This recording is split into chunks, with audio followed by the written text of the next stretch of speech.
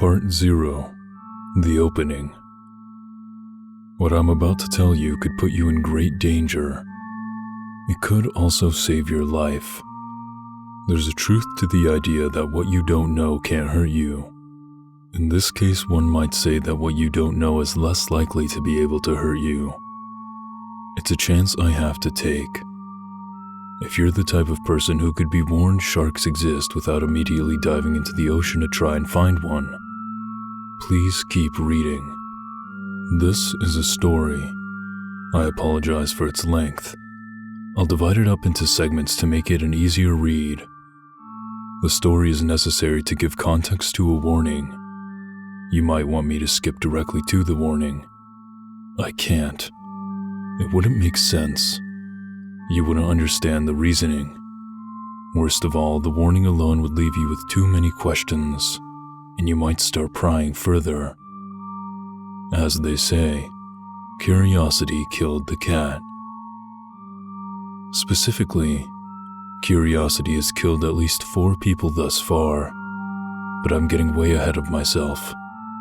We must first begin with my personal story. Part 1. The Girl. I think we're all familiar with the game called Ocarina of Time. It was one of the most celebrated, beloved, and just plain good games of its time. Everyone was playing it. Every video game news outlet was talking about it. One of my first experiences online was joining a message board for an Ocarina of Time fan site. It's a game tons of gamers know inside and out. And if there's one downside to knowing a game inside and out, it's that there can be no more surprises. As a matter of fact, there can always be surprises. In a situation I imagine is familiar to most of you, I was 13 years old, alone in my living room, playing Ocarina of Time. I'd beaten it. I'd caught the Skulltulas. I think I was missing a heart piece, but who has time to call up game FAQs when there's zombies to mow down on your horse?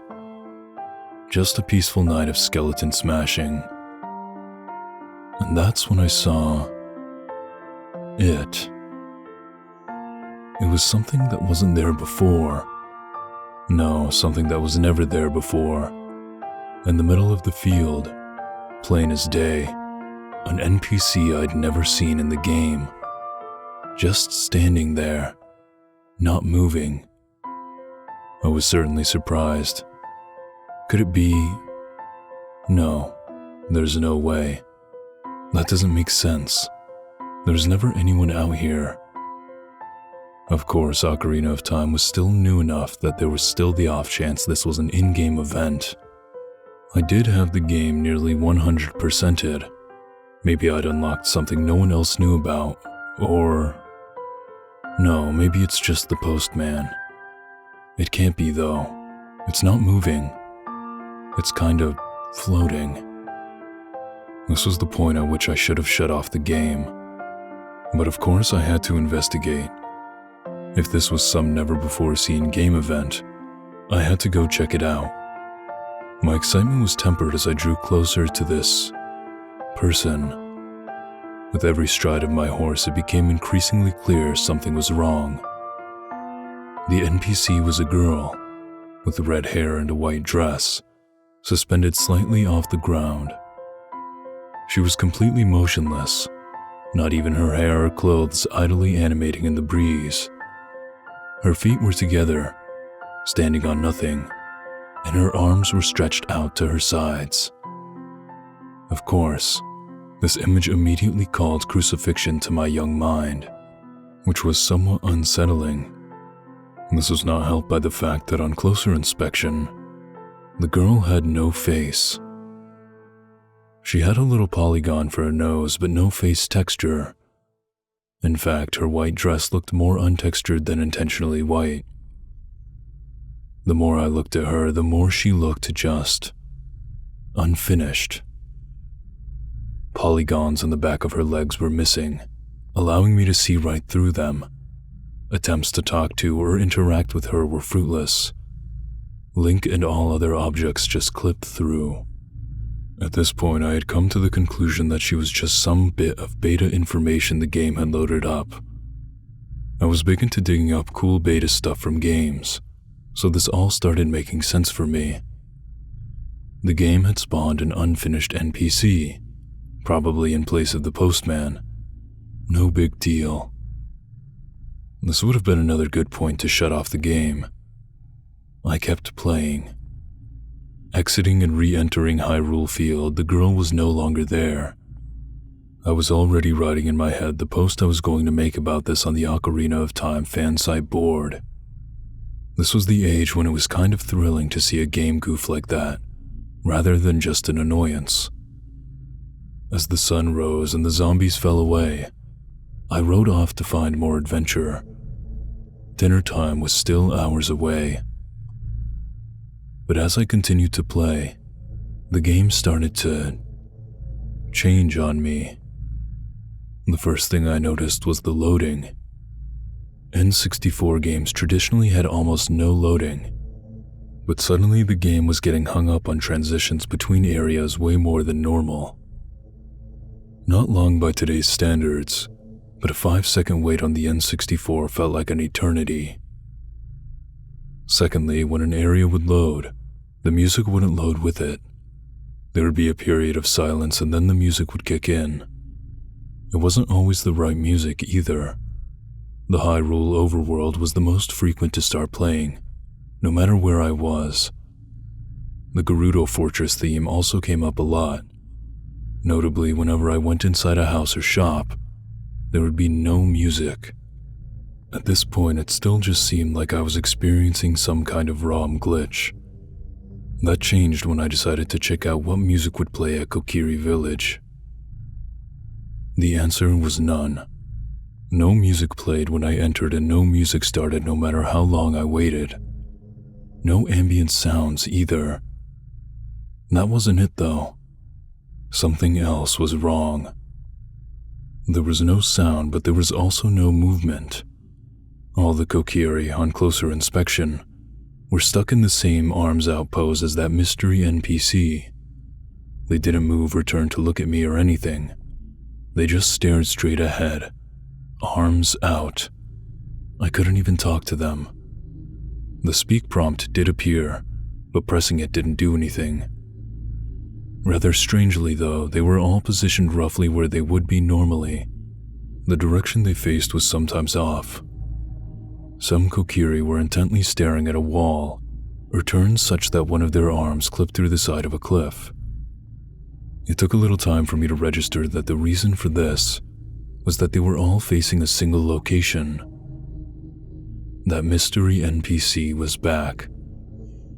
She was hovering a little off the ground in front of Link's house. Every Kokiri was staring at her. This time she was different. She looked the same. But now the moment I got near her, her Navi started hovering around, indicating that she was a real NPC. Trying to just walk up and talk to her didn't work. The moment Link would get near her, he took damage and flew backwards.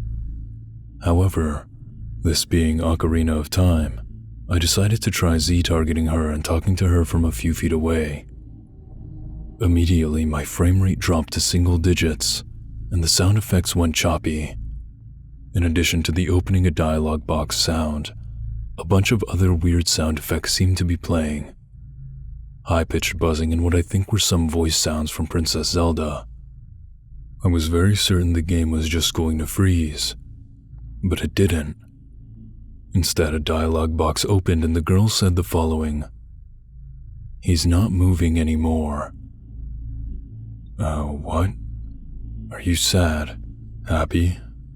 I really can't tell. Looks like you're coming around. That's an unpleasant mask. Goodbye. And the dialogue box closed. I heard a strange high-pitched sound effect as the girl's model began to shake in place. I ran. I left Kokiri Forest. This would have been a very, very good time to turn off the game. From this point on, the game became less and less stable. Doors and transitions between areas no longer went to the proper place. I believe upon leaving Kokiri Forest, I immediately appeared in the graveyard. That kid was there, in the same arms out position. Talking to him made him say the same thing he always says, but only once. After that, he ceased to be targetable. I won't summarize the entire next half hour, partly because I don't remember it all, and partly because it was a lot of the same stuff. Nearly every NPC I encountered was in that arms out position. Those that weren't were still usually frozen in place, facing the wrong way or doing something else out of the ordinary. Enemies were either non-existent, failing to spawn, I guess, or similarly frozen. I encountered some Tektites frozen in mid-air on Death Mountain, which damaged me if I touched them, but couldn't be hurt themselves. As time went on, the game just started falling apart. Whole textures or polygons would just be missing. Sound effects would play a few seconds after they were supposed to. Pre-rendered backgrounds failed to appear entirely, and, finally, I was left in a black void. Well, not really. I was in a black void, but the location text said Marketplace. Apparently, all the textures and pre-rendered backgrounds had failed to load. No music, no sounds other than my footsteps. The Marketplace NPCs were there, strangely not with their arms out as I'd come to expect. They were animated normally and could be spoken to. However, they all said the same thing, after which they would stop moving. Please look out for the princess. After talking to this last NPC, the re-dead scream sound started playing. The model of the girl with red hair appeared, somewhere out in the void. Without animating, all the townspeople in unison turned to look at her. I think I lost control of Link at this point. The last thing I remember was him turning towards her with the other townsfolk. He may have started to walk towards her too. He let out a scream like he was being hurt. This was a very, very good time to turn off the game. And I did. And that was that. I didn't play Ocarina of Time for a month. When I switched it back on, there was no hint of oddness. Were this a simple ghost story, this is where it would end. My one brush with the paranormal. Sadly, that was far from the end. This was only my first experience with an entity we know as the Princess. As for who we are, I'll get to that next time. Oh, and needless to say, there's no scrapped model of a girl with red hair and a white dress anywhere in the code of Ocarina of Time. Part 2. The Society. Of course, after my experience, I made sure to tell absolutely everyone what had happened. I told my parents, my sister, the kids at school, and even made a huge post on that message board I frequented. For obvious reasons, no one I told believed me. Well, a couple of people on the message board did believe me, but you can find people to believe anything on the internet. Honestly, I couldn't blame them. As the weeks turned into months, even I started to question what I'd seen. It was so nonsensical. How could it have happened? I do have vivid dreams sometimes, and scary ones too. I've had dreams where I'd get shot or stabbed and be absolutely certain I was going to die. I would feel energy slowly leaving my body, or start lamenting how I never properly said goodbye to my family. Tried desperately to think of how to get the most out of my final seconds. And then my watch would go off, and it'd be time for breakfast. I've never suffered a wound that severe in real life, but somehow it's like my mind knew how it feels to die. I'm getting sidetracked. My point is that I wondered if the incident with the video game was just one of those vivid nightmares. It felt about as real. I don't remember waking up afterwards, though.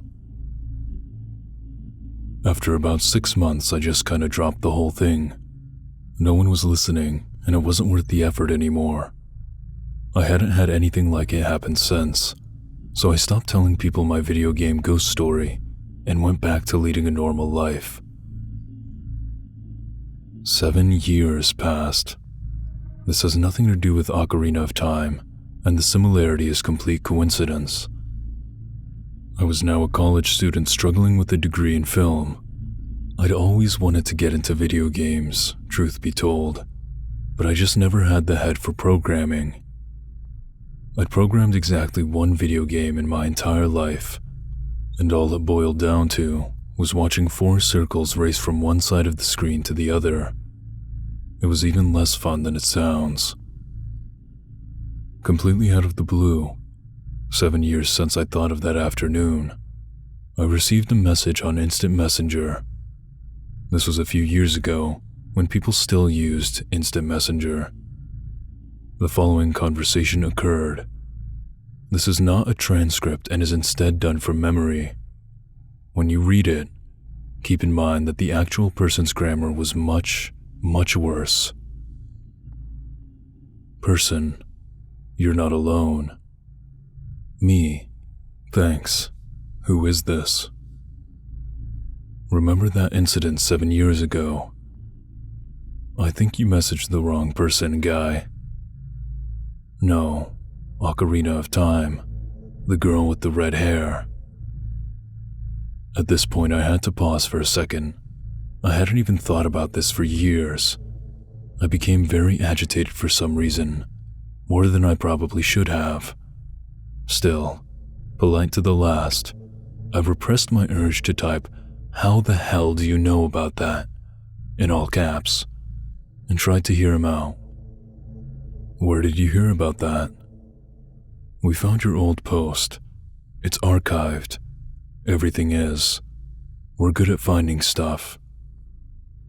Why? And who's we? She's real. There was about a 30-second pause here. I think the person was expecting me to reply with something like, "What?" or "No way." Honestly, I wasn't sure how to respond. Go on. You really saw what you think you saw. She's called the Princess.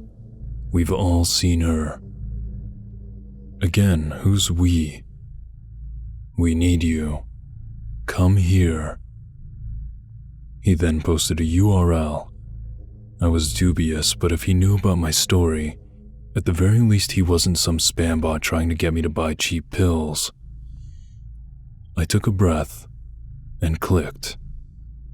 I probably should have taken a deeper breath because I was immediately confronted with an image of the girl I'd seen 7 years ago. It was a screen cap of her from the game. The red hair, the white dress, the creepy arms out pose, the face. No, wait. In this picture, the polygons for her face were simply missing, allowing you to see inside her head. Her hair and dress looked different too, and it looked like she might be missing a hand. Was this the same girl? It took me a second, but I finally noticed the background of the picture. There was some kind of building behind her, but not anything I recognized from Ocarina of Time. It wasn't even the same style. This screen cap wasn't from Ocarina of Time at all. It was from Mega Man Legends. She was in Mega Man Legends. I shook my head. I wanted to wake up. This wasn't possible. I'd spent 6.5 years convinced it was all just a bad dream. Now I was seeing it in front of me, but not just what I'd seen 7 years ago.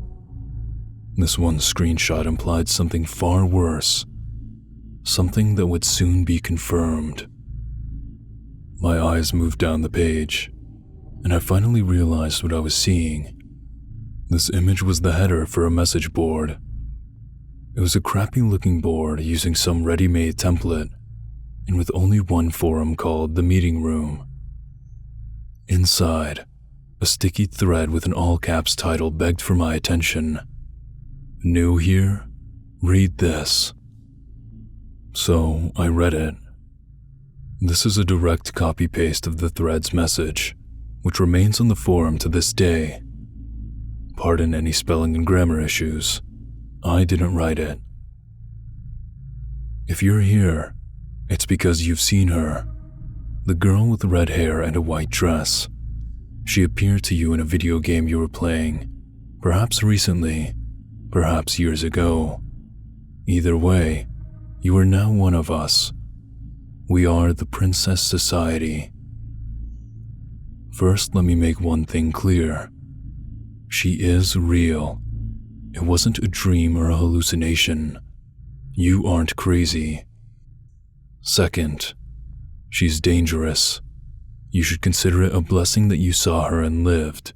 It means you had the sense to shut off the game. Not everyone can say the same. We know of at least 2 cases where players who encountered her did not shut off their game, and they are no longer with us. Here's what we know. We know she appears in video games. I don't know what game you saw her in, but she isn't confined to it. She can appear in any video game. There are some types of games she seems to prefer, and some from which she seems to stay away. But it can be any game, on any system, from any era. She never looks exactly the same twice, but her red hair and white dress are constants. We know she usually gives an unfinished appearance. We know she calls herself the Princess. We know she can alter and glitch games in unpredictable ways. We know that if you allow this to continue for too long, something happens. We don't know what happens, but those to whom it happens turn up dead, often in ways that suggest they died in great pain. This is not a ghost story or a game. This is a very real danger. At any time, anyone playing a video game could encounter her. This is why we exist. We have to stop her. Somehow, some way. We've all come together to put an end to this and to try to keep her from claiming anyone else. Now there's some bad news we must break to all members. You're a target now. We have reason to believe that thinking about her or being aware of her makes her more likely to appear. As such, if she appears to you once, she'll be increasingly likely to come back. This is also why you must never tell anyone about her. Just knowing about her puts people at greater risk. It's too late for you, but not for those you care about. Please tell them nothing. Delete any online posts you've made about her. Don't tell anyone, or you put them in danger. We're trying to find a solution. We're trying to find a way to either fight her or communicate with her or do something to put an end to all this. The more minds we have, the more chance we have to stop her. We need your help, and you need ours. You don't need to be afraid. You have our support now. You don't need to stop playing video games or hide in a shack or anything crazy. She can't hurt you if you remember one thing. If you see her, turn off the game. My life was never going to be the same.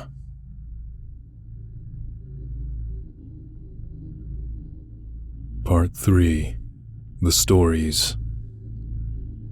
The Princess Society was, simply put, a bunch of idiots. I couldn't really blame them. These weren't people brought together because they were problem solvers. They were just random gamers who'd all happened to encounter the same thing. I was only 20 when I first joined, but I was actually one of the older members. Most of the Princess Society was still in high school. Of course, in spite of this, they still liked to act as though they were super spies figuring out some ancient mystery. They'd obsess about installing apps to make their board, marginally, harder to find by search. They'd write up and edit lists of complex rules about how to deal with the princess should you encounter her. One person even took to backing up the board on an external hard drive so there would be a record in case she got us. The fact that we didn't have a damn clue what we were doing was generally brushed aside. What we spent the majority of our time doing was just swapping stories. Everyone had their own princess story they were proud of telling. I'll admit it was rather fascinating. Most of the stories were like mine, vaguely creepy but nothing horrifying. Here are a few I remember, heavily abridged. Wild 00000000. While playing Pokemon Blue on an emulator, a player encountered a tile in the middle of the road in Celadon City, which could not be walked on. The tile appeared empty, but resisted attempts to enter it as though an NPC was there. The player eventually realized he could talk to this blank square, but all it opened was a blank dialogue box. Moving on, the player noticed periods of silence between music transitions, which were getting longer and longer.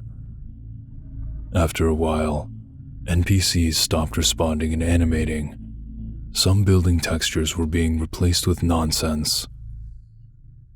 As the player considered resetting the emulator, he absent-mindedly walked back to the location of the invisible Celadon NPC. On that space, he now found a fuzzy sprite of a girl.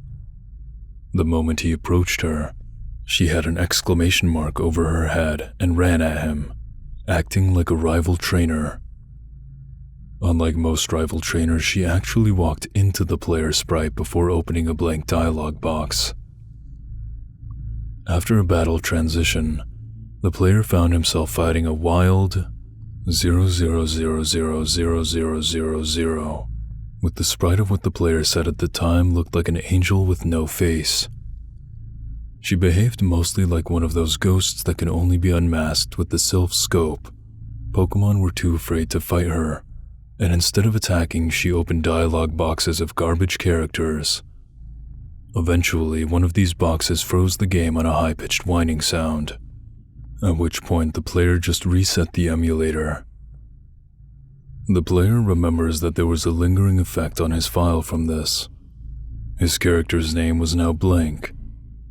Specifically, it had been replaced by 5 spaces. A face in the crowd. Now I actually forget which game this was. It wasn't the one pictured, I don't think.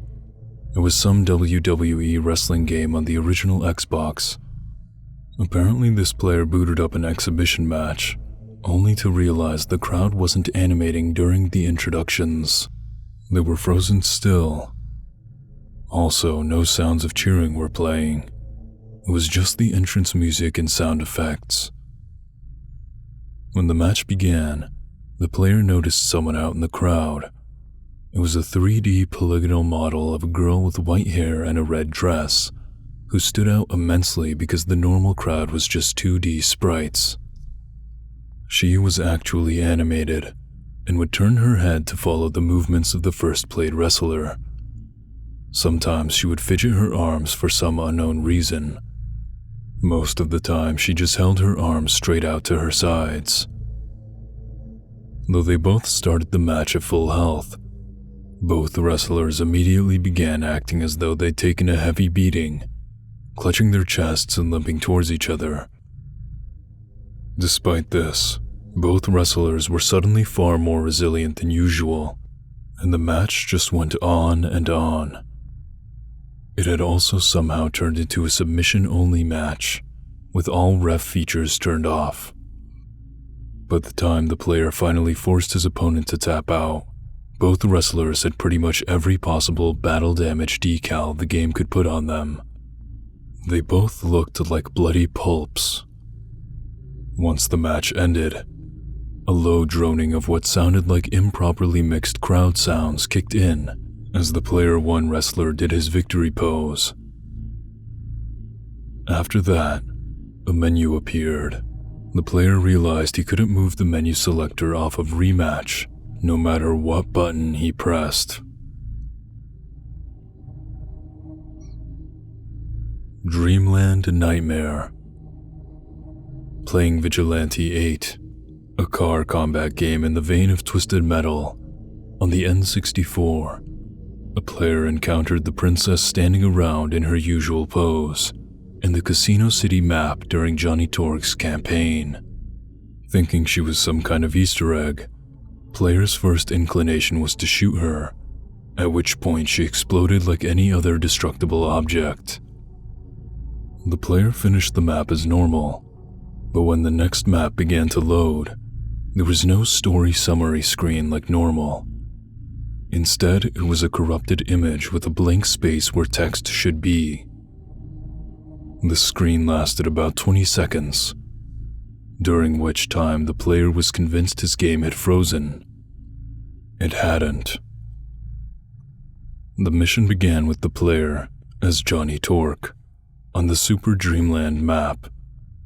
This map, for those who don't know, is a bonus map only available in the N64 version of the game. It's basically a joke map made to look like a cartoon fantasy kingdom, in contrast to the rest of the game's 1970s grindhouse aesthetic.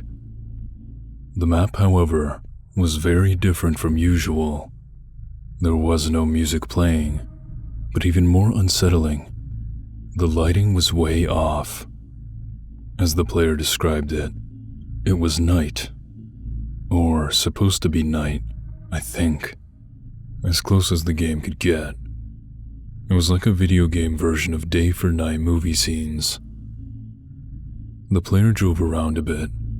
At first it seemed like there were no enemies, but after some searching the player found that Beeswax and Dave were sitting on their spawn points, not moving. They appeared to have no AI.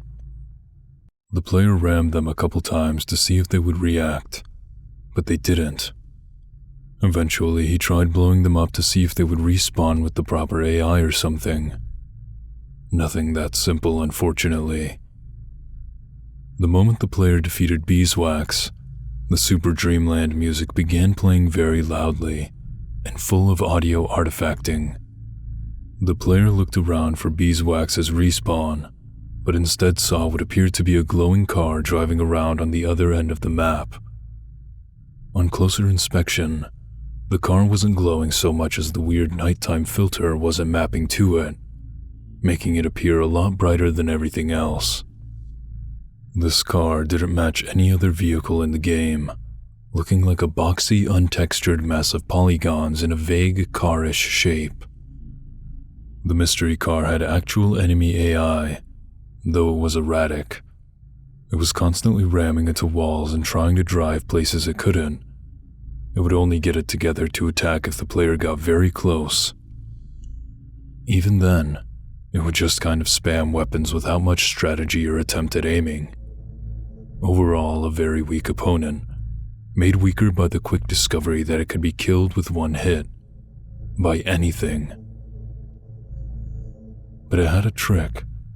For every one of these vehicles the player destroyed, several more would appear. It seemed to be anywhere from 2 to 4 new ones appearing every time one was destroyed. Stopping attacking didn't help the situation, because the vehicles were attacking and destroying each other too.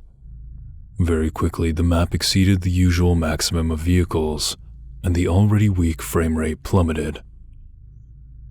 It should be noted that this entire time, the Super Dreamland music was getting louder, slower, and glitchier. It was actually the overwhelming music that eventually forced the player to shut off the game. By the end, the player says the music was just a high-pitched screech that almost sounded like a voice. Peekaboo.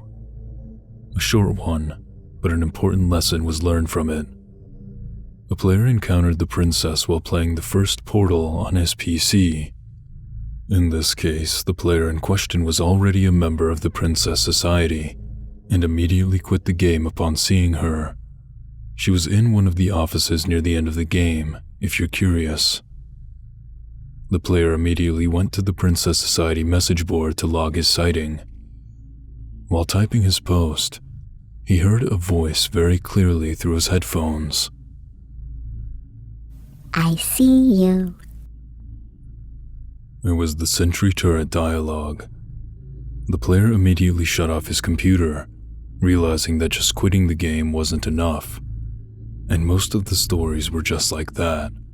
A lot of them ended with the player's game freezing or becoming so unplayable, the player turned the game off. Very few ended quite as dramatically as mine. However, as I'll get into later, my story was also unique in a much more important way. Part 4. The Rules. Through the trading and analysis of stories, we eventually worked out a series of rules regarding the princess. These rules were really just constants we noticed between stories. The rules, I feel, were the best and worst part of the society. They were the best part of the society because they actually provided pretty solid advice for dealing with the princess and staying safe should she appear. They were the worst part of the society because having these rules made us feel safe. We started to think that just because we'd written these rules, the princess was somehow obligated to obey them. But with the number of times these rules had to be rewritten, it was increasingly obvious our petty analysis was barely scratching the surface. The following are the rules in their latest incarnation, taken more or less directly from the board, with some fixing and explaining from me. Rule 1. If you see her, you're safe if you turn off the game. She has no power if you turn off the game. You can turn it right back on without fear. She'll be gone. Note that you must turn the game completely off, meaning powering down your console. If you encounter her in a PC game, quitting the application should be enough, but this seems to vary by program, so your best bet is to just shut the computer off for a second. Rule 2. There doesn't appear to be any video game, or type of video game, in which she straight up cannot appear. She has strong preferences, but not limits. She only ever appears in video games. Rule 3. The princess comes for those who look for her. If you specifically play a game trying to see her, she is very likely to appear. To a lesser extent, simply thinking about her seems to increase her chance to appear. For this reason, she has a tendency to appear to people multiple times. Rule 4. Her preference for games appears to be largely chronological. She appears most frequently in N64 and PS1 games. Going further back or forward in era, she becomes less and less likely to appear. Her favorite game appears to be Ocarina of Time. We have more Ocarina of Time sightings of her than any other game, by a wide margin. Rule 5. Any browser game, online multiplayer game, or game that otherwise streams a significant amount of data from the internet seems to keep her at bay. LANs also seem to hold her off to a lesser extent. Rule 6. The princess can absolutely appear even if you aren't alone. Being with a friend will not keep her away. Rule 7. The princess doesn't always directly appear the moment she enters the game, so be wary. Other signs she's entered a game are increased load times, music and sound distortions, graphical glitches, especially the failure of graphics to load, AI glitches, especially the disabling of AI, and the removal of text. Rule 8. Always be aware that the princess seems to be able to see you, the player, while she is in your game. She has been known to react directly to things players say or do. You can quickly make a situation far worse by saying the wrong thing. If you're trying to establish communication, keep it to simple and innocuous questions. Rule 9. She can, if sufficiently provoked, kill players. She does this rarely, but this must always be kept in mind, because next to nothing is known about how or why she does it. It does not appear to be related to the type of person you are, nor does it appear to be related to the amount of time one spends playing. For now, it must be assumed it occurs at the princess's inscrutable whim. Rule 10. You cannot fight her. Once she begins whatever she does that kills her victims, there appears to be no way to fight back or resist. It is not currently known how she kills players. There is evidence to suggest that something physical appears in the room with the player, brutalizes their body, and disappears. There is nothing that directly indicates the princess jumps out of the TV and beats you to death. This is just a theory. Rule 11. If you ever get the sense while encountering the princess that she's trying to communicate with you, be extremely careful. If necessary, log onto this board and ask your fellow society members for advice. You are in a very dangerous situation, and it is likely you could trigger the princess's kill ability very easily. You could also provide the key to unlocking this entire mystery. Please consider what you do very carefully. Rule 12. The following theories are wild conjecture and, while often brought up on this board, should not be taken as fact. The princess can only enter one game at a time. While this certainly seems likely, there's no way to test it. The princess steals your soul if she kills you. All the evidence we have suggests that those she kills are simply dead. The princess is the ghost of Mr. Carver's daughter. My note: I'll get into who Mr. Carver is a few parts from now. There is nothing to suggest the princess is the ghost of anyone, or even a ghost at all. You can't just turn off the game, you have to unplug it. On modern consoles, the princess has been shown capable of preventing the system from powering down naturally, as this is accomplished by a program and not a simple switch being flipped. In those cases, it is indeed usually necessary to unplug the console. You don't need to do this for every console though, and the princess has only overridden a modern console's natural power down sequence once on record. Attacking the princess's avatar in a game hurts her.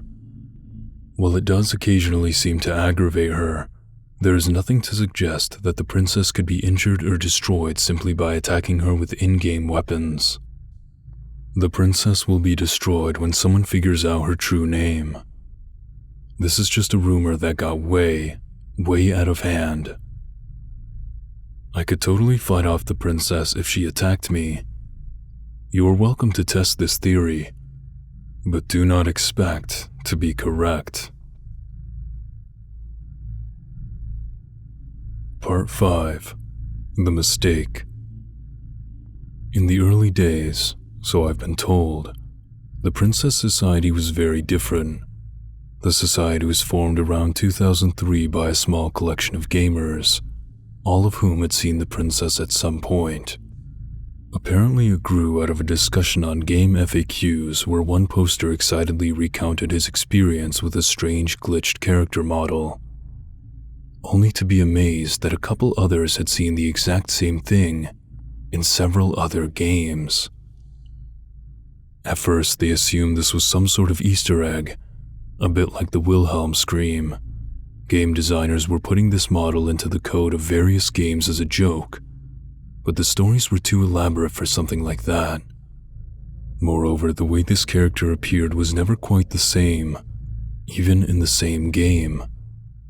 As more and more stories were added, it became clear this character calling herself the princess had more to her.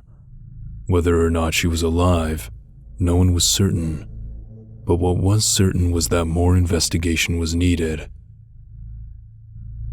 This handful of gamers opened the Princess Society board for a single purpose: to perform experiments regarding the princess phenomenon and record any findings.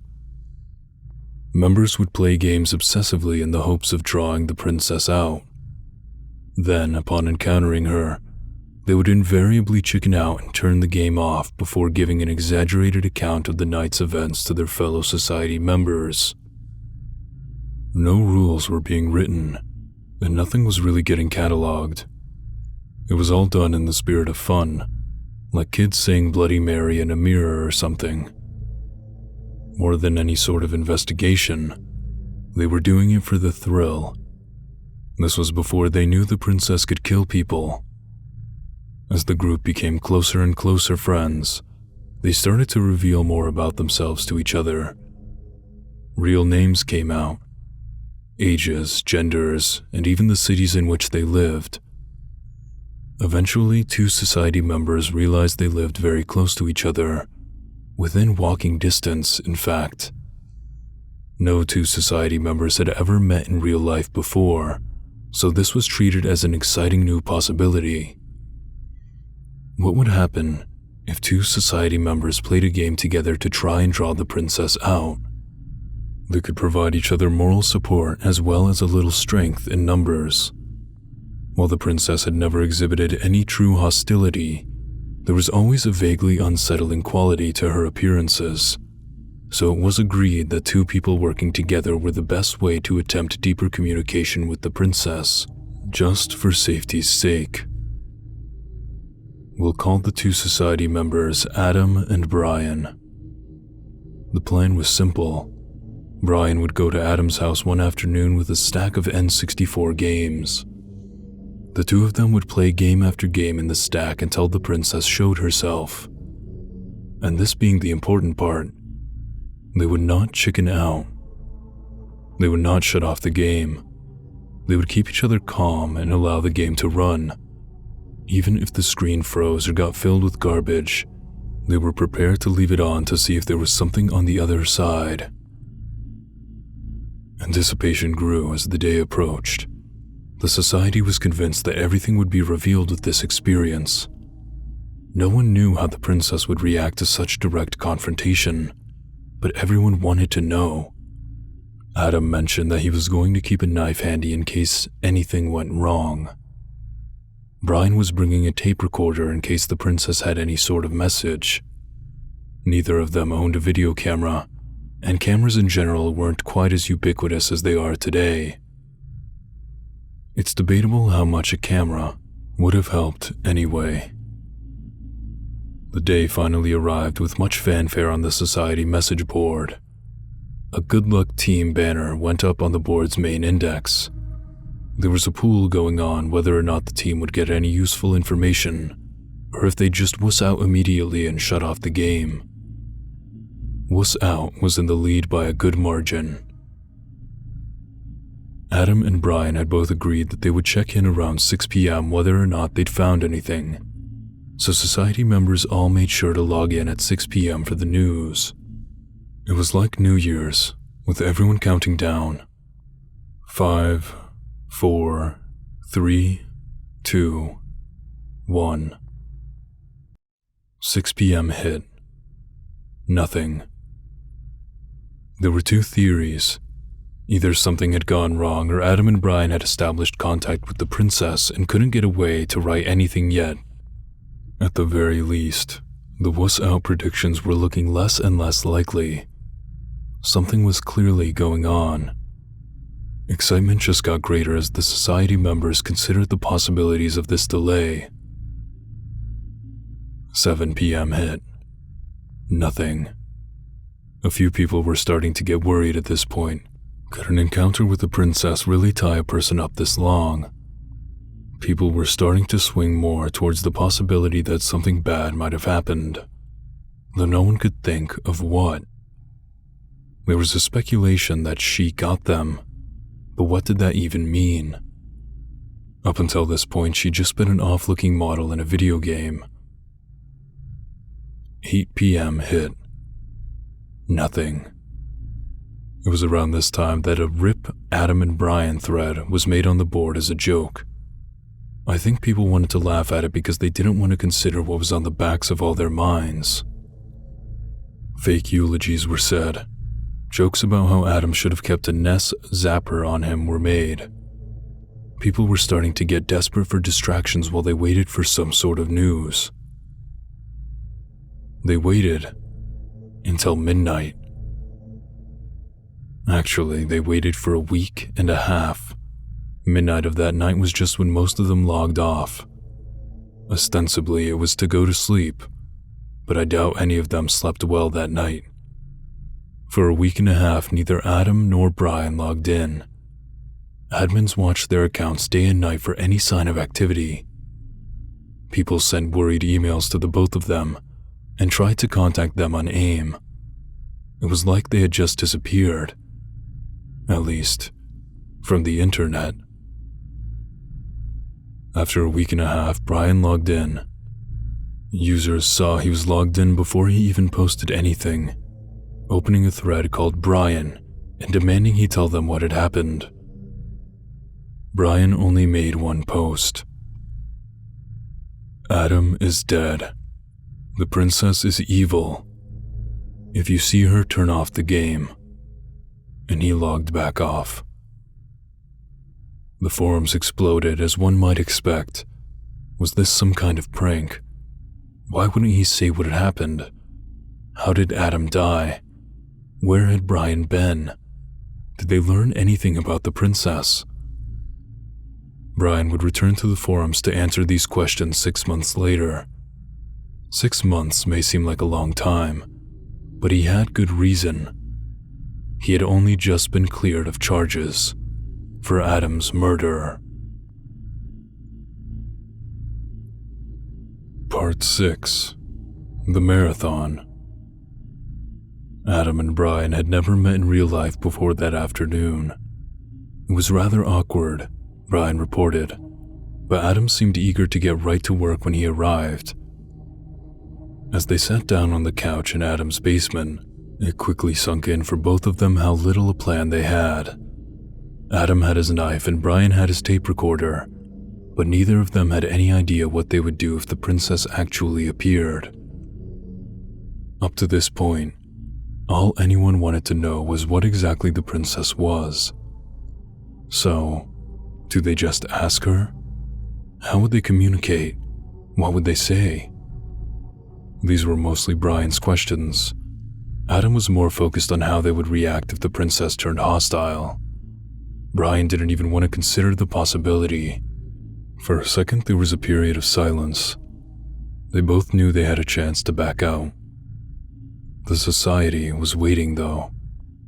With a deep breath, they put in the first game off the stack. Brian idly started taking some notes on the afternoon's events while Adam played. His notes read, Super Mario 64, played 20 minutes, no sign. War Gods, played 15 minutes, no sign. Chameleon Twist, played 25 minutes, no sign. F-Zero, played 5 minutes, realized it would be a really hard game for the princess to manifest in. Harvest Moon 64, played 10 minutes, got too frustrated trying to explain game to Adam. Snowboard Kids 2, played 35 minutes, no sign. Also, this game rules. GoldenEye, played 20 minutes, no sign. Earthworm Jim 3D, F this game. Goemon's Great Adventure, played 20 minutes, no sign. Mistook a girl in a town for the princess, but it wasn't her. Blast Core, played 14 minutes until game randomly locked up. Princess? Snowboard Kids 2, played 20 more minutes, no sign. Game after game, they worked their way through the stack. Every single time there was no sign of the princess anywhere. The sun was setting with no data collected. Adam and Brian didn't say it, but it was actually a relief to be able to go back to the board and say the princess didn't show. They'd tempted the beast and lived to tell about it. That was enough for them. They were ready to bail. But there was one game left. Ocarina of Time. Brian had put it on the bottom of the stack in the hopes that they might not get to it. Even with what little data the society had in these early years, they knew Ocarina of Time meant something special to the princess. They couldn't leave until they'd at least taken a peek. 10 minutes. No, 5. Just enough to be sure she wasn't there. The game took a little longer to boot up than normal. At first, the game seemed normal enough. The duo walked Link from one end of Hyrule to the other. They were both noticing the subtle increase in transition times between areas, but neither said anything. The princess hadn't appeared. The game was still largely normal. Maybe the cart was just old. Maybe the missing textures in that pea hat were just a fluke. They'd been sitting in silence for 10 whole minutes without realizing. Adam broke it. She's toying with us. She knows we know she's here. You don't know that. You want to explain these load times? But she wouldn't play with us like this. Is that a thing she does? Isn't she just like a glitch ghost or something? Adam didn't answer. He walked Link slowly through Kakariko Village, he and Brian scanning every inch of the screen. Brian saw her first. At least, he thought he did, out of the corner of his eye. There, she's there, he shouted. Adam shook his head, replying it's just the girl who makes you chase cuckoos. He panned the camera back to illustrate. Indeed, the princess wasn't there. However, the cuckoo girl wasn't there either. There was no one there. So what do we do now? You think I know? Let's shut the game off, no one will know. No, we're finding her. With that, Adam ran Link into the graveyard. Brian noticed Adam checking his knife. From that point on, it was like so many princess stories. Textures disappearing, music not loading, transitions not going to the proper place. Everything we'd come to expect. The only difference was the princess wasn't appearing. In fact, no one was appearing. Every time they'd revisit an area, fewer and fewer NPCs would be there. Shops and houses were empty. Even enemies weren't spawning anymore. Those that did appear usually did so missing all their textures, appearing blank white and unable to interact with the player.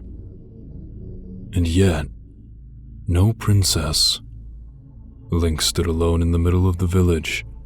Adam had had enough, slamming his controller down and shouting at the screen. We just want to talk. No reply. Why are you doing this? No reply. Adam's voice suddenly took a deep, deathly serious tone. Answer us or we turn off the game.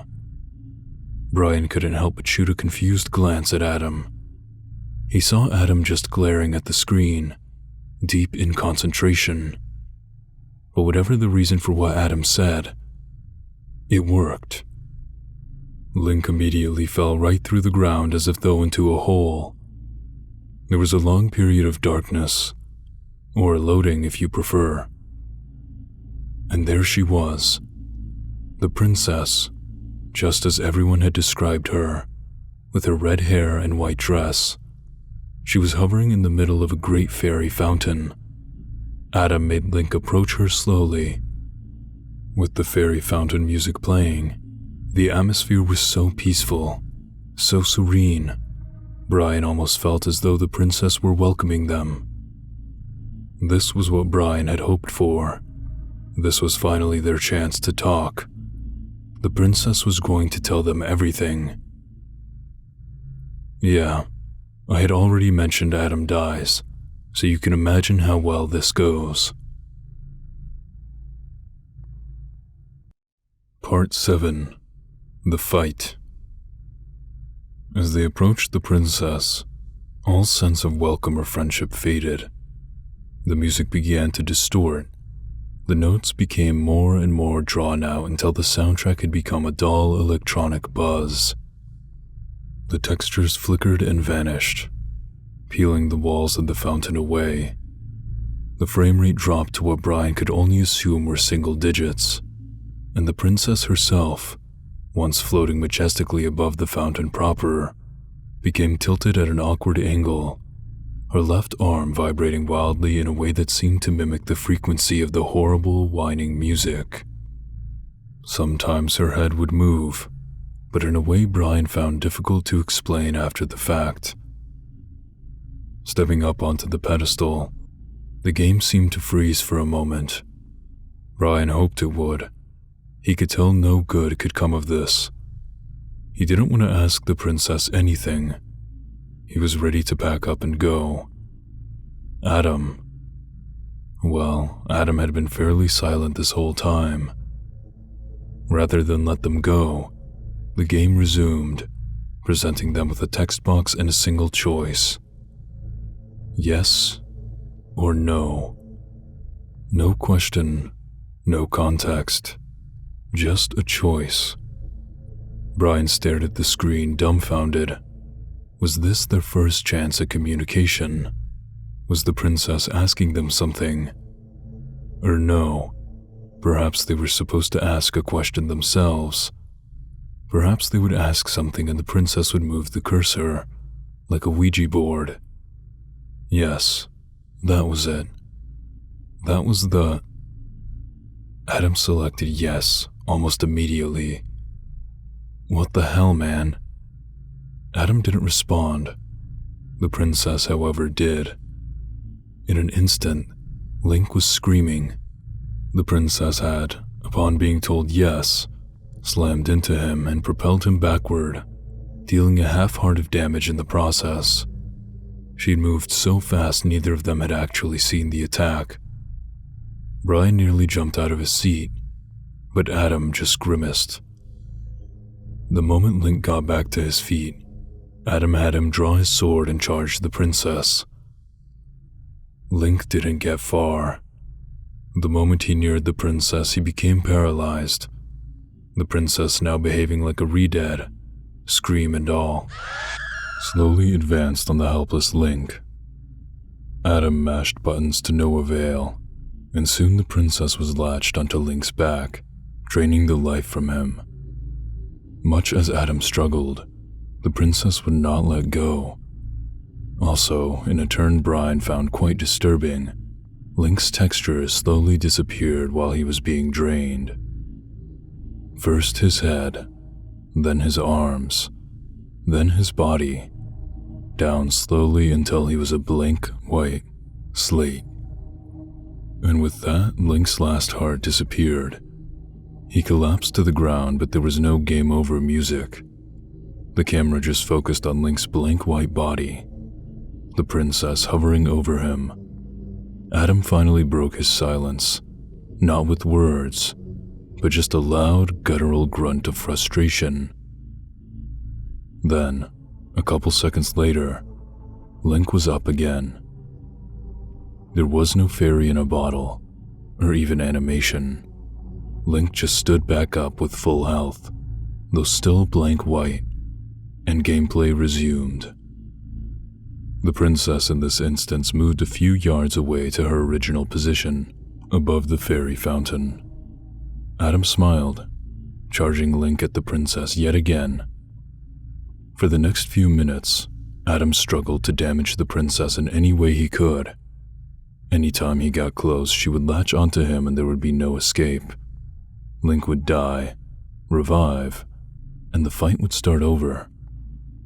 Arrows did nothing. The boomerang did nothing. And Nehru's love proved no defense. Close-range weapons were out of the question, as unlike a re-dead, there was no sneaking up on the princess.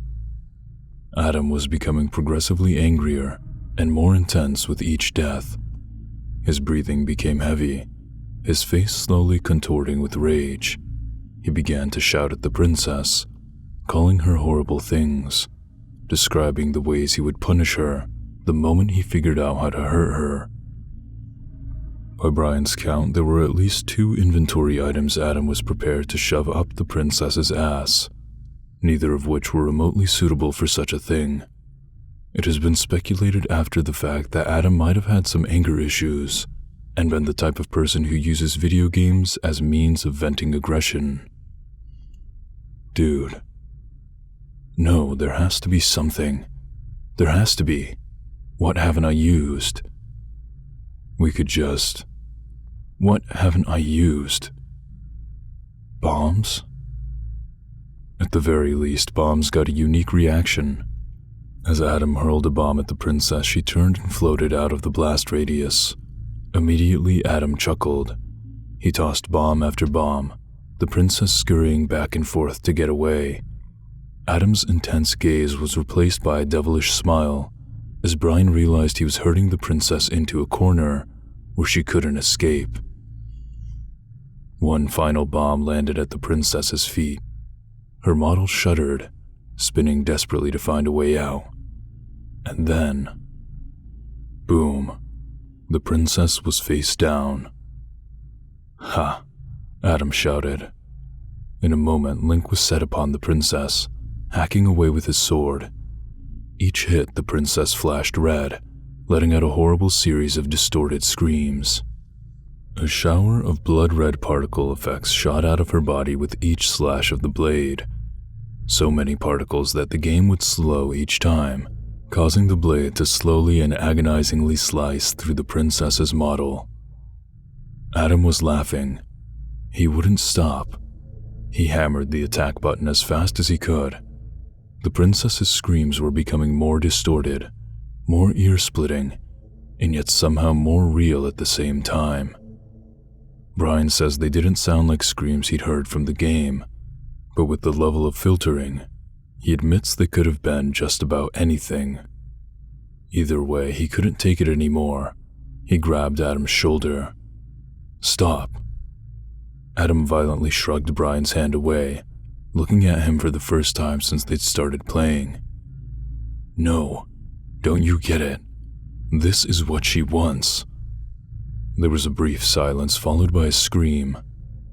It was Link screaming. The princess had stood back up. Thus began the second phase of the fight. The princess had a new trick this time. If left alone, she would rapidly charge Link and bash him away, as she'd done at the very beginning of the battle. It was still a fairly simple matter for Adam to corral her into a corner with bombs, and then he set upon her again with his sword. Brian just watched in silence, unsure what to think. For all the mystique surrounding the princess, this was feeling more and more like a standard boss fight. The third phase of the fight caught Adam off guard. Multiple princesses appeared around Link and formed a close circle around him. While Adam considered which one to attack, one of them rushed Link and knocked him to the ground, taking his last heart away. It was here the two learned that if Link died and reset, he had to start again from the first phase of the fight. Annoying, but Adam was pumped by now. Brian could see the look of devilish glee on his face. He was loving this. After a handful of deaths, Adam passed the third phase of the fight. Attacking the correct princess would cause the others to disappear and the princess to revert to her phase 2 pattern. How the correct princess was determined seemed random. There was no tell or indication, but it seemed like 1 in every 3 or so guesses was always correct, even though there were many more doppelgangers. In the fourth phase, flames began to appear on the ground. The princess flew in circles around the room, twisting and turning wildly and firing fireballs in all directions. Only a light arrow could bring her down, and then there was only a short window to hit her with a bomb before she would take off again. The fifth phase was like the fourth, only with multiple princesses. There was no correct princess this time. All of them had to be shot down with light arrows and bombed to proceed. On this phase, the frame rate would begin to suffer, and the void surrounding the room would be tinged a flaming red. The music, such as it was, would also become slower and more hitched here. The sixth phase caused the remaining textures of the room to erupt into a garbled mess of corrupted imagery. The princess would fly high into the sky and begin dive-bombing Link repeatedly. Between the frame rate and the psychedelic textures, it was hard for Brian to even see the princess. Adam remained focused, dodging left and right, finally tricking the princess into diving into an exploding bomb. Beyond that, Brian had a very difficult time explaining the phases of the fight to the society. He recalls that there were 2 more phases after the 6th, or at least 2 more phases he ever saw Adam reach. In these phases, the frame rate and textures were so jumpy that it was impossible for him to tell what was happening. There may have been multiple princesses. There may have been enemies summoned in at some point, and Brian recalls Adam having to use the lens of truth to do something. This, however, was all he could make out. As for how Adam could still play, Brian says Adam was in his own little world by this point. He hadn't said anything since his previous outburst, aside from the occasional scream of frustration or chuckle of victory. He was becoming increasingly enraged by his failures, and increasingly sadistic in his moments to slash away at the princess. Adam had figured out, at some point, that the princess wouldn't go into her next phase until a certain amount of damage had been dealt to her body, so he'd started purposefully using weaker and weaker weapons on her to draw out these moments as long as possible. He burned her, he blew her up, thrashed her with a stick, crushed her with a hammer, and every time she would let out a shriek that sent shivers down Brian's spine, red particles spraying everywhere. It was too much. Brian dove for the Nintendo 64. He couldn't take it anymore. He had to shut off the game. Forget the tape recorder. Forget the whole experiment. If the princess had anything to reveal, it couldn't possibly be worth it. As he grabbed the power switch, the room suddenly fell silent. The game hadn't paused. All noise had just stopped. Brian looked up at the screen. It was the princess. Just the princess. Front and center on screen, seeming to stare down at him. "Don't turn it off." It was Adam who said it. Brian looked back to see a knife leveled at him. Adam's face was cold and grim. "Just leave." Adam stared at Brian, and Brian had no choice but to obey. He grabbed what games he could quickly shove into his backpack and ran out of the room. As he left, he heard the sounds of battle immediately resume behind him. Adam's mother found Adam dead a few hours later, once she'd returned from work. His body was sprawled over the back of the couch, badly brutalized but still chillingly recognizable. Investigators found indications of blunt force all over his body, with impact points of varying size and shape. The bones in his arms and legs were heavily fractured, shattered in some places. While the breaking of the legs seemed haphazard and indicated a heavy struggle, the breaking of the arms looked systematic, as though he'd been held down. In addition to the broken bones, numerous bruise marks indicated that nearly every part of him had been battered to some degree. Only his back was largely spared, as he was likely lying on it during most of the attack.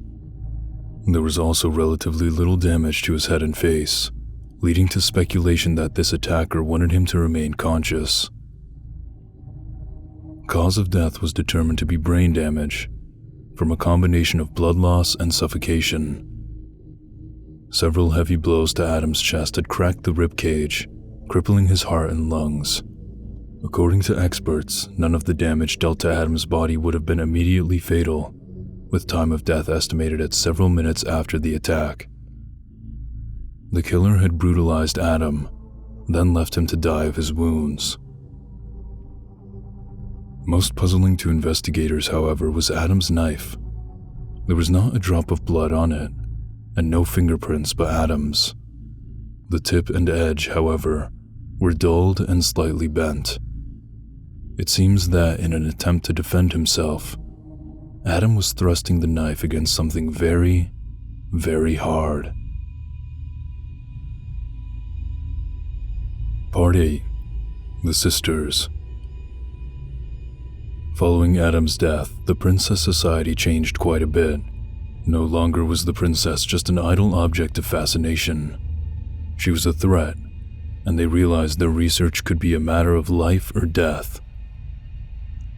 Very quickly, the society transformed into the way I knew it. A secret and close-knit community desperately scouring the internet for any new source of information on the princess. It's reasonable to wonder, of course, why research continued at all. If attempts at negotiating with the princess had been such a disaster, why try? Established communication had always been one of the main goals of the society, but trying to talk to such a hostile thing seemed incredibly foolish. It did to me, anyway, and I made sure to say as much. As it turns out, however, there was a reason the society still believed communication was an option.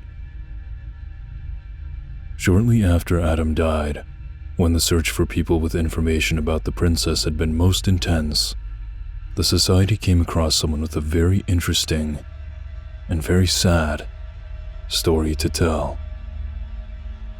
You see, years before Adam and Brian's fateful misadventure, someone had already succeeded where they would fail. Someone had actually established open communication with the princess. She was a 10-year-old girl. She was also the first person the princess ever killed. Faye was never particularly into video games. She'd give them a try occasionally, but they just never caught her interest the way her books did. Her primary exposure to video games came from her little sister, Ellie, who had kept a Game Boy on her since she was 6. Perhaps it was partly her sister's influence which kept Faye away from video games. Perhaps she considered them childish because she associated them with her baby sister. She would, in time, come to avoid video games for another reason. On Ellie's 10th birthday, their parents bought her a brand new Nintendo 64 console and a copy of Banjo-Kazooie. Faye was more than a little jealous. This was more than their parents had ever spent on her birthday presents. Still, the look of sheer glee on Ellie's face as she tore the console out of the box made it impossible to stay mad. For all she could be a pest, Ellie was too cute to hate. Ellie played that game religiously. 3D games were still new to her, so progress through the game was slow, but she didn't care. She was simply amazed by the atmosphere, getting lost in a big 3D world and meeting new characters. Every now and then, Ellie would run to Faye with a story about a new world she'd discovered, or a scary enemy she'd narrowly escaped.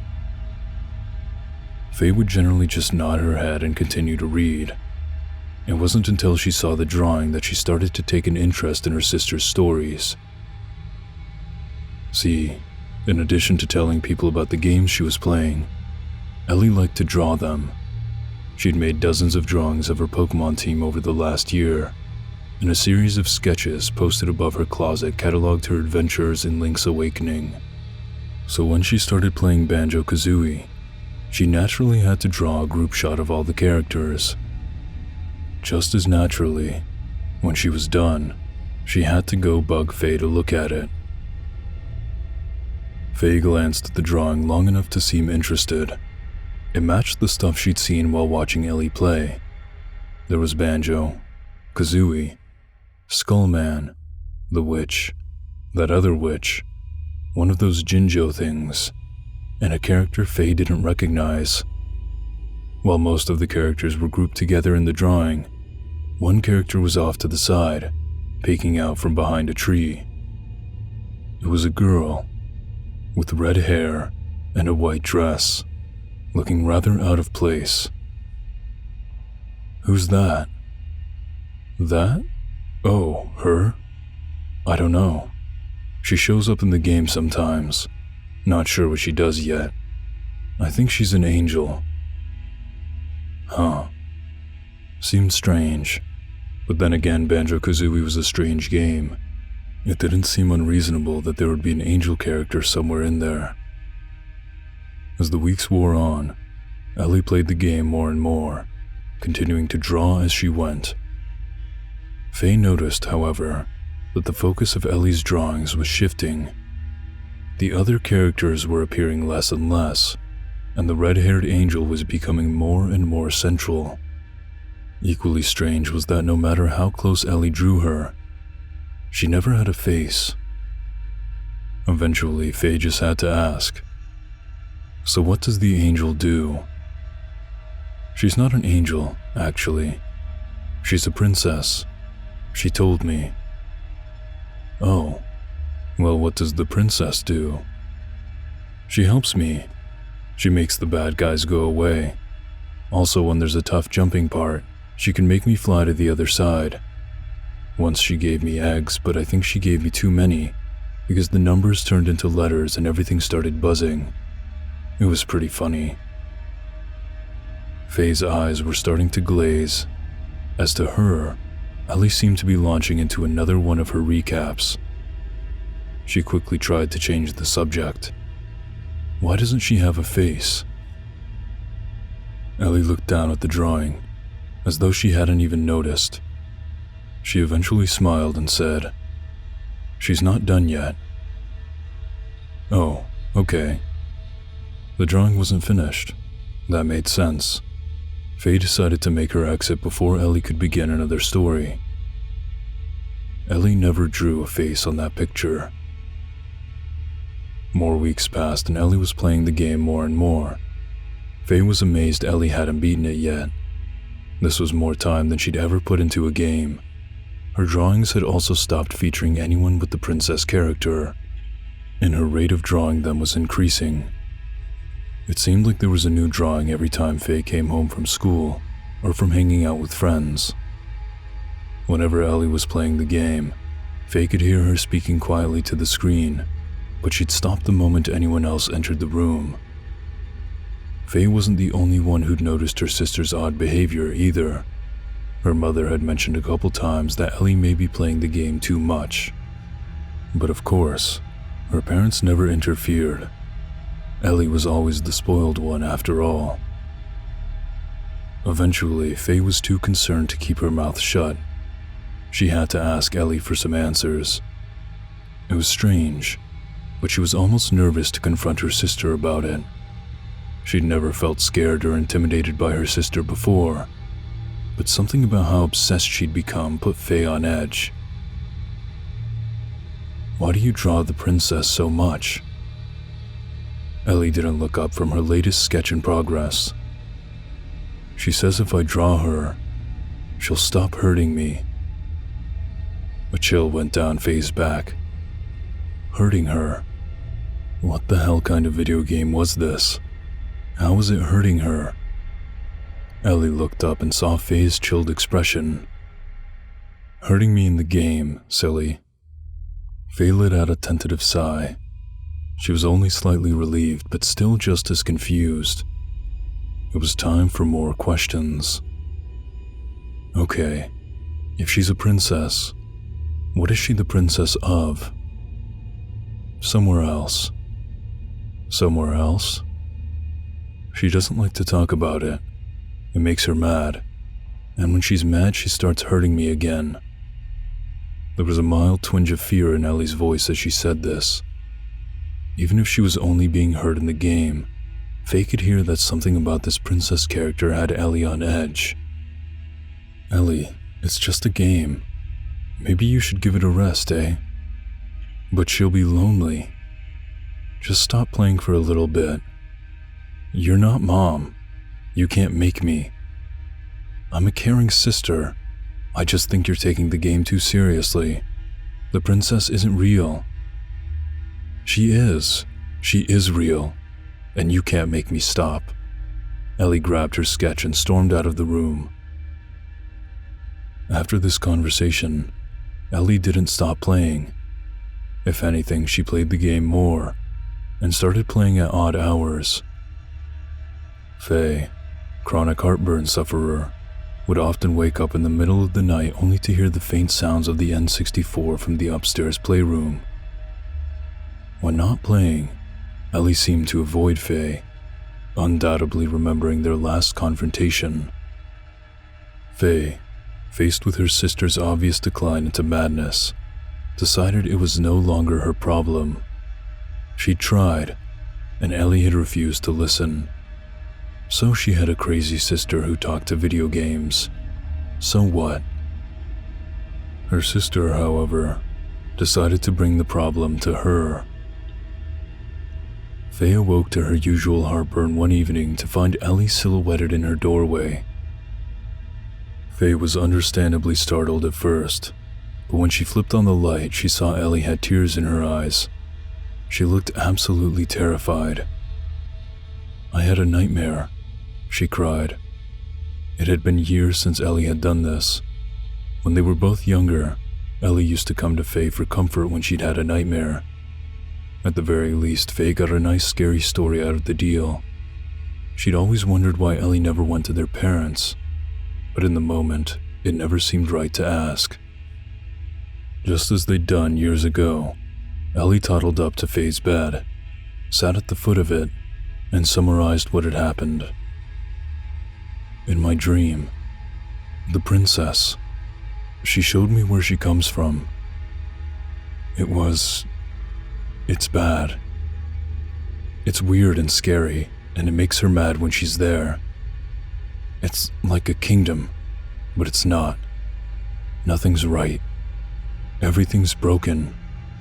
It's full of people and things that are all blank like she is, but most of them can't think right because no one gave them brains.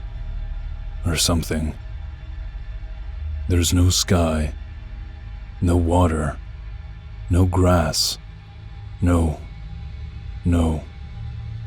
Ellie started to cry. This was certainly the most elaborate nightmare Ellie had ever described. Much better than there was a mean-looking jack-in-the-box with a gun. Faye reached out a hand to comfort her. "It's all right," she said, in as soothing a manner as she could. But her hand was pushed away. "It's not all right. It was just a dream. No, I think when I'm not playing, the princess has to go back there. When I'm not playing with her or drawing her, she has to go back. It makes her so mad. I don't know why it makes her so mad to be there." Ellie stood up and headed for the door. "Ellie, are you going to play the game now? I can't leave her there. She's not real." "Shut up." Ellie slammed the door behind her. It seemed Faye had lost another battle for her sister's sanity. Her heartburn had calmed, at least. She tried to lay down and return to sleep. But it wasn't over. Apparently, this door slam had been loud enough to wake their mother, who had decided it was finally time for some discipline. At first, Faye just heard some muffled discussion from the playroom. This discussion, however, quickly escalated. Eventually, Faye could hear everything the two of them were saying. "Eleanor Jane, you go back to bed this instant. Mom, I have to save the princess. She isn't real. How many times do I have to tell you video games aren't real? But she is real. She's not just in the game, she's here. She's right here, look. These are just drawings. They aren't... Oh God, Ellie, did you draw this? See? She's angry now. She's real and you're making her angry. Ellie, just go to bed. No, I have to help her. Go to bed. No.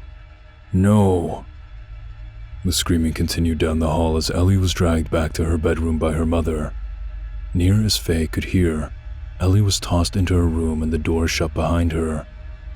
Though faint, she could hear her sister weeping. Occasionally, she would cry out something increasingly incoherent. One particular thing stuck with Faye for years afterwards. "You're just like them. They said she wasn't real. They ruined everything and you're just the same." This last outburst proved too much for Ellie's parents to ignore. In the following week, Ellie was sent to a psychiatric care specialist. When the specialist found himself unable to cure Ellie of her delusions, he recommended the use of medication to regulate Ellie's apparent hallucinations.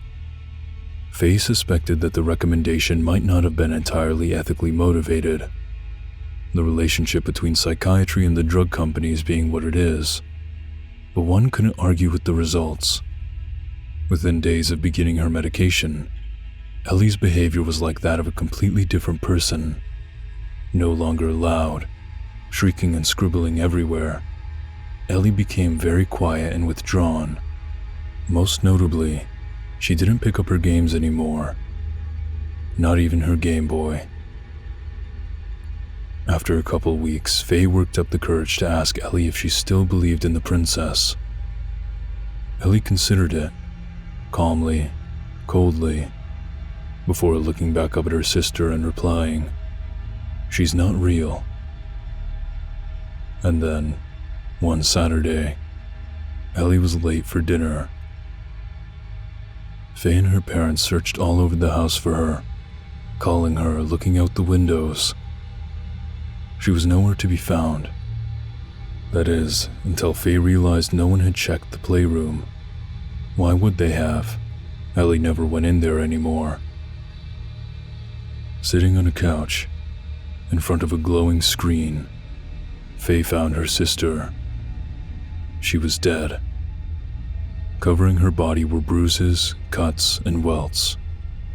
She had been killed in nearly the exact same way as Adam would be years later, but with one key difference. Unlike with Adam, there was no indication she tried to fight back.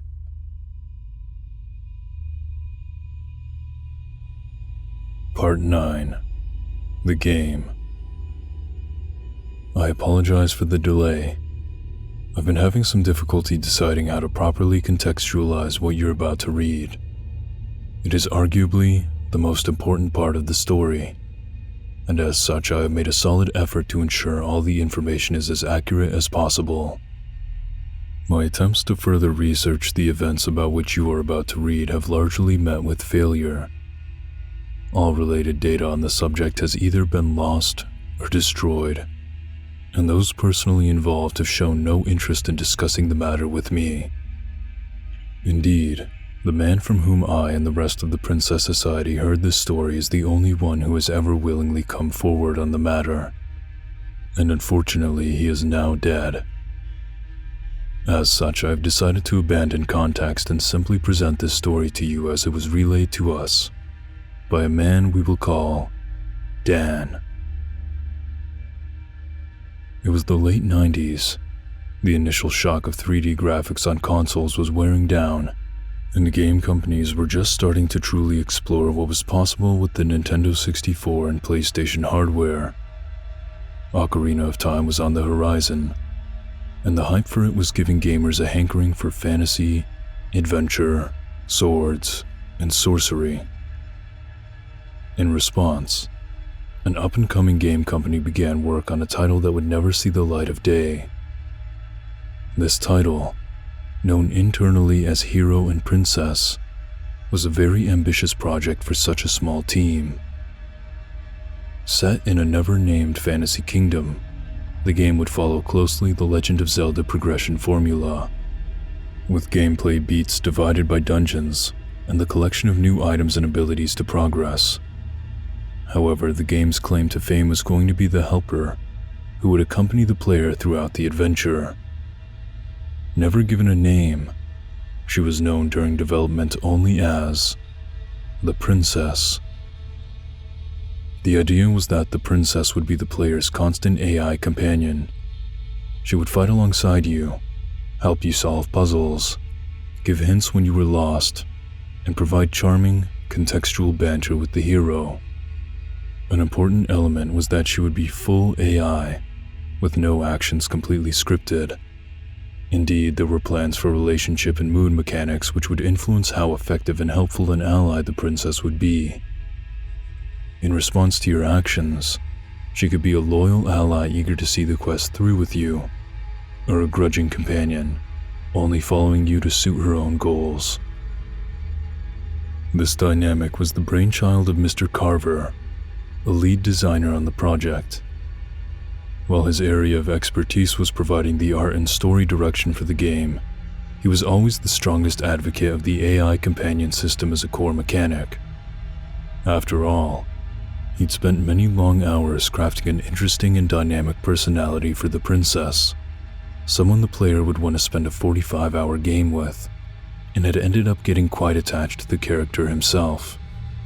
He'd often spend, what spare time he had, idly drawing pictures of her, a young girl with red hair and a white dress, often in peaceful scenarios and idyllic landscapes.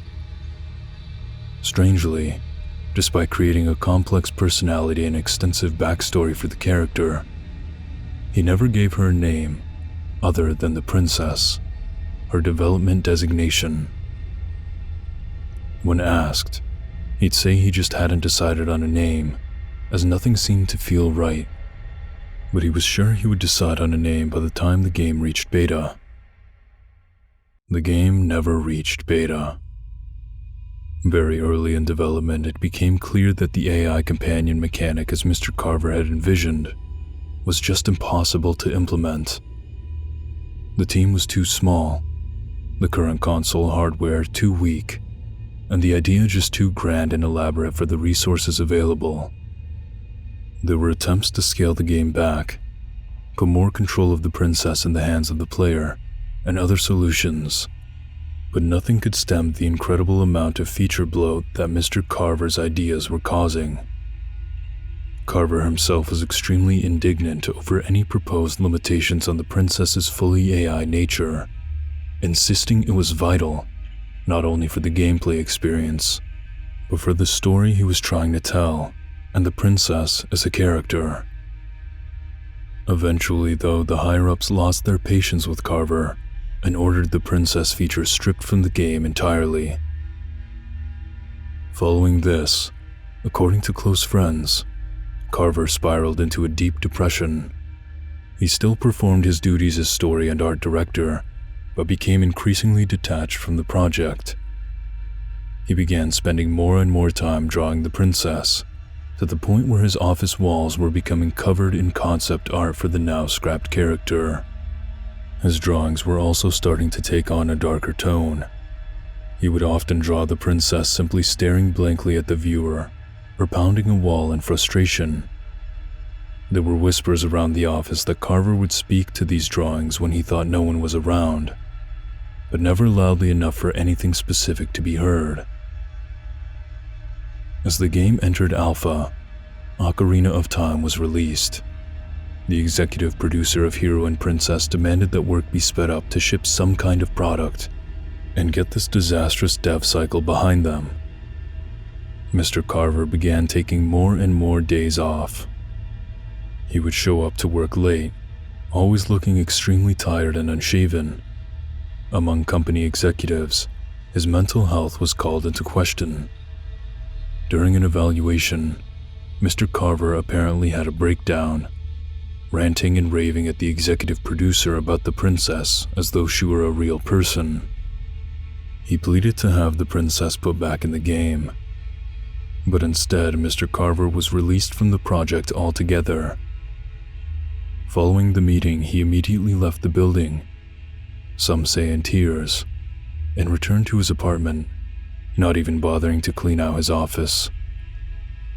That evening, Mr. Carver was found dead in his apartment. He was lying on the floor in the middle of his living room, blood pouring from his arm. He had taken his own life with a razor blade to the wrist. The walls of his living room were completely covered with drawings of the princess. In every image, the princess appeared to be in great distress. She was crying, screaming, reaching out pleadingly towards the viewer. The idyllic fields were replaced with dark, twisted landscapes that often seemed to be on the verge of enveloping her completely in shadow. And on the floor around Mr. Carver's body, there were even more drawings. These just hasty sketches of the princess with no artistry behind them, as though scribbled in a mad haste. These drawings were little more than her on a blank white background, her limbs spread out, and her face not drawn on. It is at that moment the society believes that the princess, as we would come to know her, was born. Part 10. The Glitch.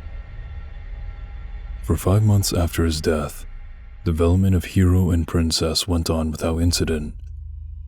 The working title was a relic at this point, as there was no princess in the game anymore. But you can't tell your investors you're working on a game that's just called Hero. At least, officially there was no princess in the game. The AI and graphical data for the princess, rough concepts though they were, remained in the game code many months into development. It was only when bug reports started coming in that the developers even considered deleting her entirely. According to testers, on rare occasions the game was loading the unfinished model of a girl with red hair and a white dress in place of various NPCs.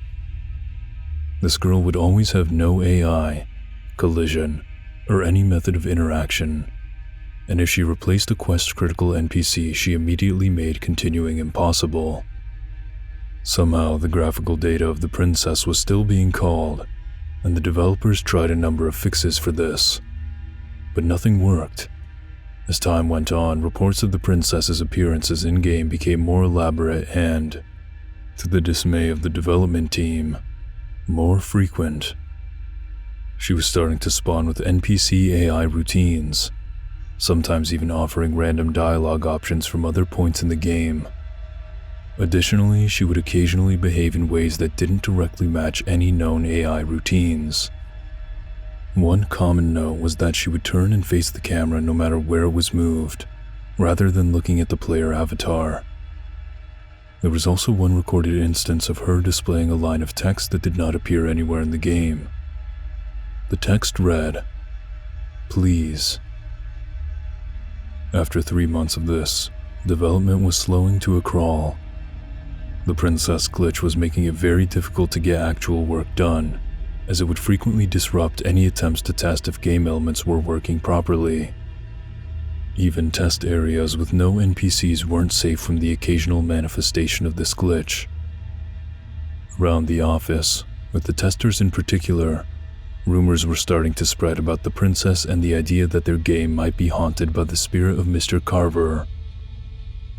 Apparently, one such conversation occurred during testing, and resulted in the test build immediately hardlocking with an image of the princess front and center. The testers decided not to report that one. The problem came to a head when the development team came in one morning to find their chief character modeler, who we'll call Gina, passed out on the floor of the office with a crumbled piece of paper in her hand. The staff, completely unsuited for such a crisis situation, proceeded to poke at her until she awoke. At first, she claimed to have no memory of the events of that evening. She had been working all night but remembered nothing after midnight passed. When her co-workers unfolded the paper that had been in her hand, they realized it was an image of the princess, hastily scribbled in felt-tipped pen. Upon seeing this, Gina immediately reacted in panic and attempted to flee the building. The staff's attempts to calm her down were met with cryptic cries of "You don't know her," and "We can't stay here." Gina left the office and returned home, calling to turn in her resignation the very next day. Apparently, she and the executive producer had a very long and very heated talk over the phone. At its conclusion, he ordered any and all data pertaining to the princess feature to be removed from the game entirely. All the models, all the scripting, everything. The problem was, the dev team already had, weeks ago. After 2 years of development, Hero and Princess was cancelled. Ever since the incident with Gina, people had been leaving the project steadily, many under similarly cryptic circumstances. Testers in particular had a high turnover rate, and the bugs they were reporting often failed to make much sense at all. The project had been deemed a money sink by company investors, and the decision was made to cut their losses and move on to something else. 2 years later, the executive producer of the project committed suicide by jumping from his second-story window. No one knew why he'd done so. He'd moved on to a new project and was actually doing quite well for himself. However, despite a thorough search, no signs of foul play were discovered, nor any signs that anyone else had been in the house at that time.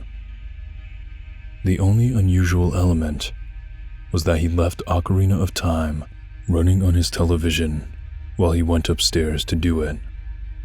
It wasn't even paused. And that's the story Dan told us. He had been a tester during the development of Hero and Princess, one of the few who had stayed from the project's early stages all the way to its collapse. He himself had many tales of the princess's exploits during the development of the game, but that wasn't why he came to the society, and that isn't why I've posted this story here. What Dan wanted was a record. He wanted the history of the princess to be known. He was the only one willing to talk about it, and he didn't want it to die with him. Why might he die? Dan had decided he was going to confront the princess, and he needed the society's help.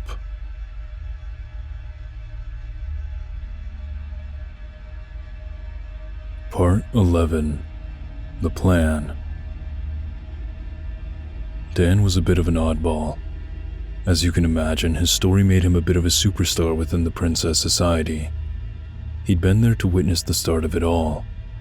If there were any answers about the princess's true identity, we knew they had to lie in those few strange years Hero and Princess was in development. Dan, however, kept to himself a lot more than you would expect for someone with information as relevant as his. He would answer questions when asked, but he never seemed to want to volunteer them. If you think my update schedule is bad, it took Dan a full year to tell his story. As it turned out, there was good reason for this.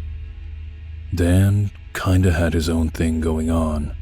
A little over half a year ago, completely out of the blue, Dan created a new thread on the society's main discussion board. It was just titled, Endgame. It would lead to an event which would change the Princess Society forever. The following is an exact copy-paste from the OP. Again, forgive the spelling errors, as they aren't mine. Hello, my name is Daniel. You know me as the lead tester of Hero and Princess, the first person to see the princess manifest. You know this because it's what I've told you, but it isn't the full story. It's time to tell you the rest, because if I don't get it out now, there's a good chance I'll never have the chance again. Testing a video game is a very clinical process. You're not just getting paid to play games, you're getting paid to break them, push at the edges and find the cracks. You methodically try everything you can think of, then you do it again and again. You get really good at lateral thinking, the manipulation of disparate mechanics and recognizing subtle flaws that can completely crack a game in half with the right application. I've heard, for some, the testing process can slowly drain your ability to enjoy playing games for leisure. You become so focused on breaking games that you lose your ability to play them as a consumer. You want to explore every mechanic, push everything as far as it will go, and experience that perverse little rush you get when the whole thing snaps in half between your fingers. When it all started, the princess was just one glitch of many. An incomplete character model loading in the wrong place was nothing incredible. There were several similar glitches in that build of the game, actually. The difference was that those glitches, however slowly, were fixed. The princess would not be fixed. Every time we thought we found her, we thought we'd reached the root of the problem. She'd pop up elsewhere, even weirder and more nonsensical. Maybe it was something about me. She almost never manifested when I wasn't in the office. I was the first to see her, and throughout Hero and Princess's dev cycle, I was by far the one to whom she appeared the most. I think she knew I was the lead tester and was getting a kick out of messing with my head. After all, I was the one pushing hardest to get her out of the damn game. I told you about those times she would look directly at the camera. That was during times I was testing. She was staring at me. She wanted me to know she could see us. I hated her. I hated her blank face. I hated that she did that stupid T-pose just to drive home what an embarrassment she was. And when Hero and Princess was cancelled, I hated her for putting me out of a job. The best job of my life. Why did she do this to me? What was she? Why couldn't she just disappear like a good little mistake? It wasn't enough for her to break our game. She had to break us. She had to break me and Gina and all the other people who just wanted to make a great game. Then when it was done, she had to go break every other game out there. It wasn't enough for her to be a black mark on our game. She had to go become an unsolved glitch in every game in the world. I'm a tester. It's my job to experiment and suss out the root cause of glitches and aberrations in video games. Perhaps the princess thought of putting me out of a job, and that would force me to give up. But I didn't, and I still haven't. Over the past decade, I've had over 200 encounters with the princess. I've played a wide variety of games at least 40 hours a week, often running multiple consoles at once to maximize my chances. I've conducted all manner of experiments to determine her precise capabilities, methods of operation, and most important of all, potential weaknesses. As I write this, I'm surrounded by pages of handwritten notes which I hope are readable enough to be useful to others if I don't survive. There's too much here to type in the short time I have. I haven't learned much. I've only learned fragments of things. Whatever she is, she's not a part of the game. At least, not exactly. When she infiltrates a game, dumping the ROM shows nothing out of the ordinary. Saving the state via emulator does not guarantee she will be there when that same state is loaded. She's interceding somewhere as an extra packet of data not readily traceable.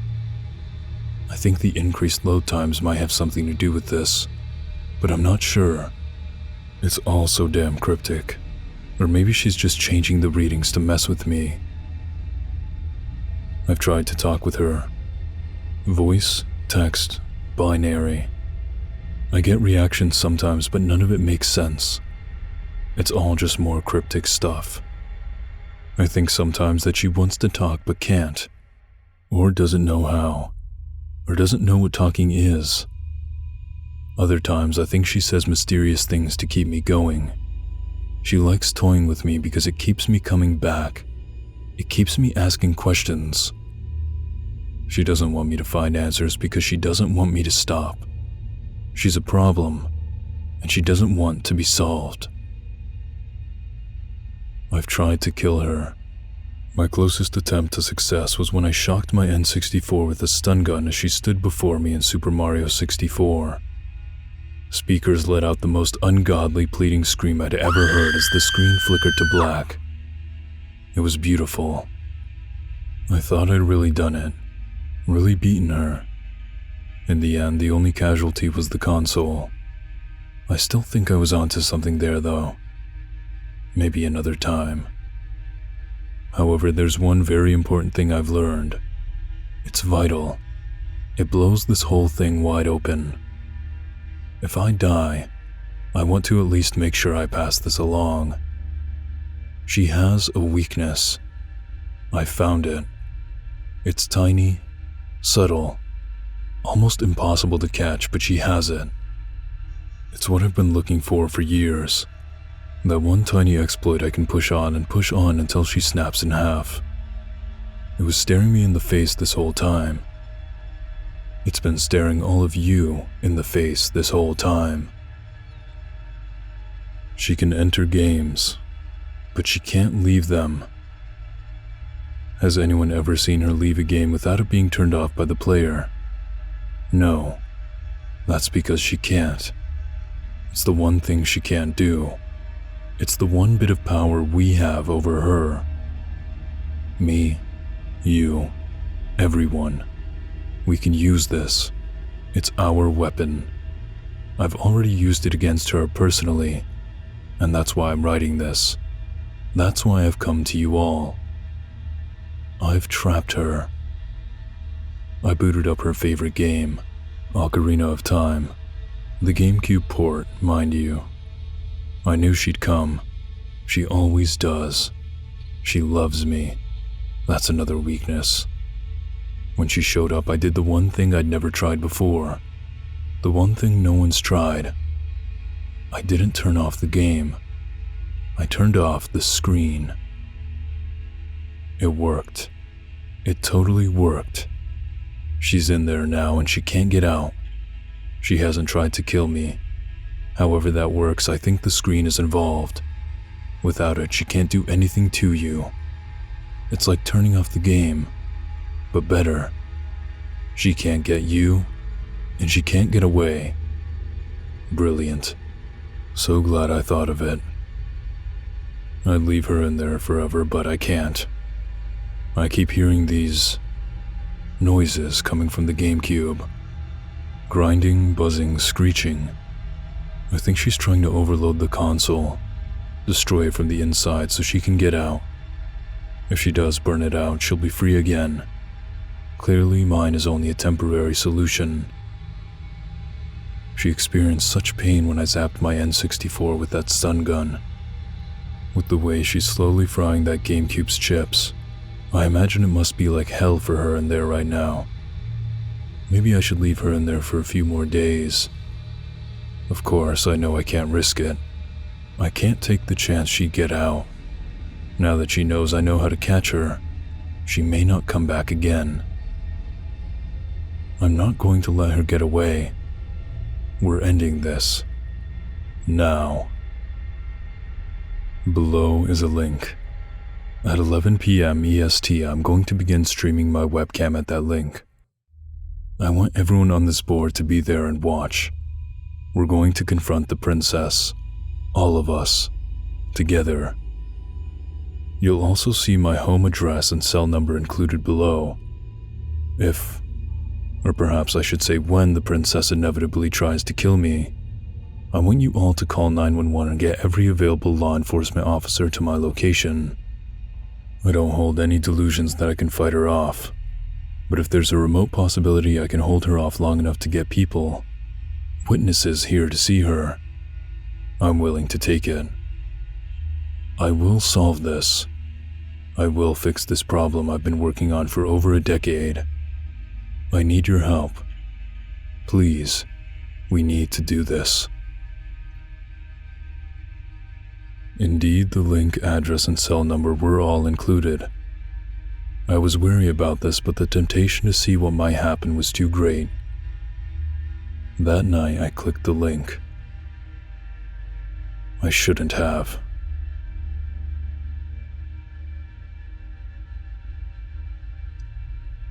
Part 12. The Stream. I'm not entirely certain, in retrospect, what any of us expected. What could we possibly accomplish here? We still didn't know how to hurt her. We still didn't know how to reason with her. An experiment like this, willfully calling the princess, hadn't been attempted in years, and for good reason.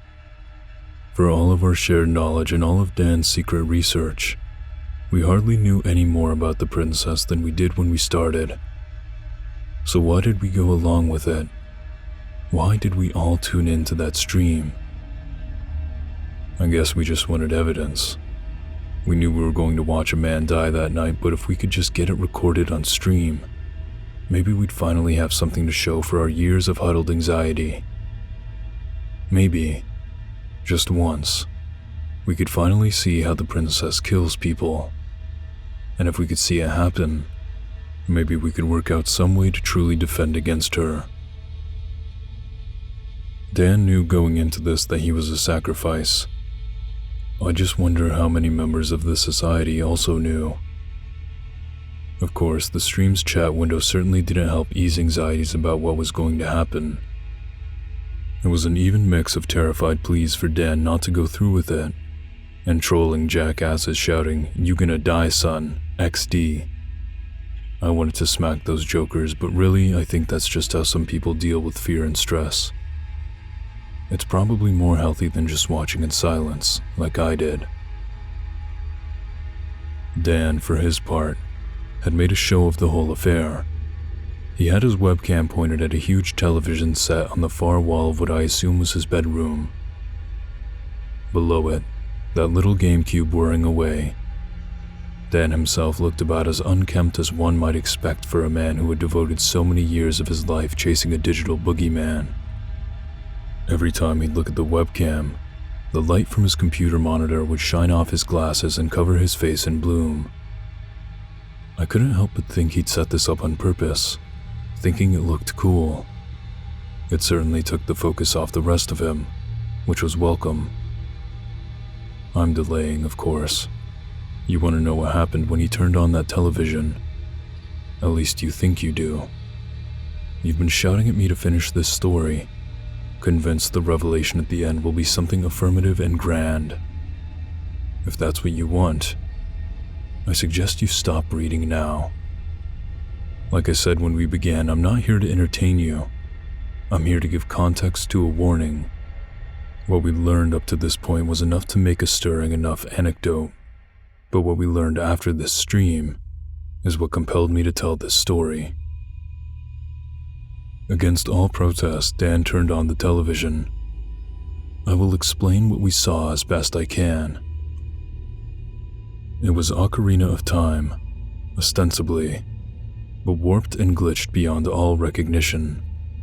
The HUD was gone, replaced by some random shifting textures. Link himself was twisted, with polygons jutting out of his arms at odd angles.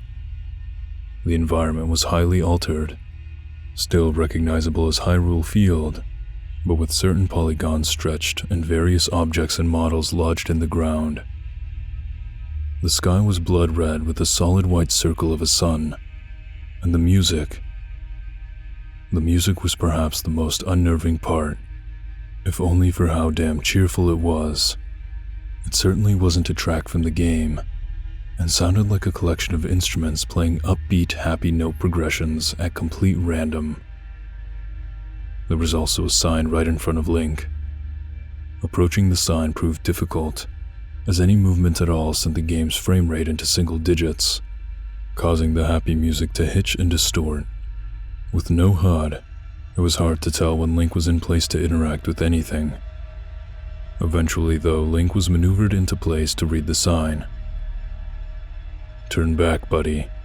You shouldn't be here. Love and kisses, Daniel." I don't have to tell you the stream chat erupted immediately upon seeing Dan's name appear in the game. What was more interesting was Dan's reaction. While he said very little up to this point, upon reading this text he immediately began laughing.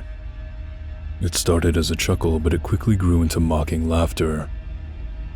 It took us a second to realize who he would be laughing at. "Are you serious?" he shouted at the screen. Why this? Why now?" There's still some debate as to what Dan meant by this. Throughout the whole stream, we got the sense Dan knew something more about the things we were seeing that we did. He was playing quite far away from his computer monitor, so our shouting at him in the stream chat to explain himself was to no avail. This failure to communicate would become more of a problem later. Moving past the sign, Dan delved deeper into this twisted landscape. It was hard to discern any sort of meaning from what the princess had done to the place. Objects and NPCs were all arranged in strange ways. There were 3 people standing, arms out and feet together, atop a sideways house embedded halfway into the ground. There were textureless NPCs standing in a circle around an open treasure chest. Enemies would spawn out of nowhere, and then disappear just as quickly in the middle of combat. At the far end of the field, Dan spent several minutes manipulating a series of switches, which caused nearby platforms to hover around him in ways we eventually determined to be completely random. Then we headed to Lake Hylia. At least, Dan took the exit to Lake Hylia. He ended up standing in a large cave chamber, staring at a wall. Turning around, we immediately saw a massive pair of eyes on us. After the initial shock, we realized that in the center of the room was a creature of sorts, composed out of many different models from the game jammed together. It was mostly just a large boulder, and it had arms, legs, and other appendages from various monsters and enemies sticking out of it. The eyes were from a large head mounted atop the boulder, which was that of the Great Fairy model. Dan, on sight of this thing, put down his controller. "Are you kidding me? Are you kidding me? This is what you were doing this whole time?" We impotently shouted at Dan in the chat to explain himself. He couldn't see us. "Is this why you did it? Is this all you want? You petty..." "It's over. Don't you understand? It's over." A scream erupted from the television speakers. The textures on the walls of the cave began to flicker and flash. Dan looked unfazed. "No, it's dead. You're dead. You don't exist anymore. You really think this thing is going to change anything? The hell even is this? It's a joke. You don't even remember what it looked like. You just glued a bunch of arms together." Unceremoniously, the princess appeared in the room in front of Link. The screams continued. We were all shouting at Dan to stop. He wouldn't. "You deserve to be forgotten." Flickering, and then blackness. Not just the game, but the stream itself flickered to blackness. This was it, we thought. He'd done it. He'd goaded the princess into killing him. He was going to turn up dead, and this stream recording would barely even suffice as proof of what had happened. But then, to our amazement, the stream came back. Dan was still playing. In fact, he didn't even seem aware that the stream had gone down. There was one change to the stream window, though. In the upper left, a small bit of white text in a black box had appeared. This. Dan himself didn't appear to notice anything had happened, and was now guiding Link through a new area. It appeared to be a black void with a white floor, stretching infinitely. It wasn't featureless, though. The ground would rise and dip on occasion. Sometimes Link would pass strange white obelisks. After a minute of running, he encountered a line of NPCs, all standing arms out. At sight of this, a new word of white text appeared below the first one in the stream window. Is. The NPCs couldn't speak. And in fact, Link ran right through them. He was now in what appeared to be a rudimentary town. The white polygons were now arranged in the crude formation of houses. It was at this point that the droning noise in the background finally registered as being some sort of heavily distorted music. Where? Dan was weirdly silent through all this. It's unclear what the princess might have said or done to him during the time the stream cut out. The times he leaned in far enough that we could see his face, he looked rather disgruntled. Upon seeing the town, he let out an annoyed sigh. After wandering around for a while, he finally spoke up again, saying, "What? What am I supposed to be seeing?" "You."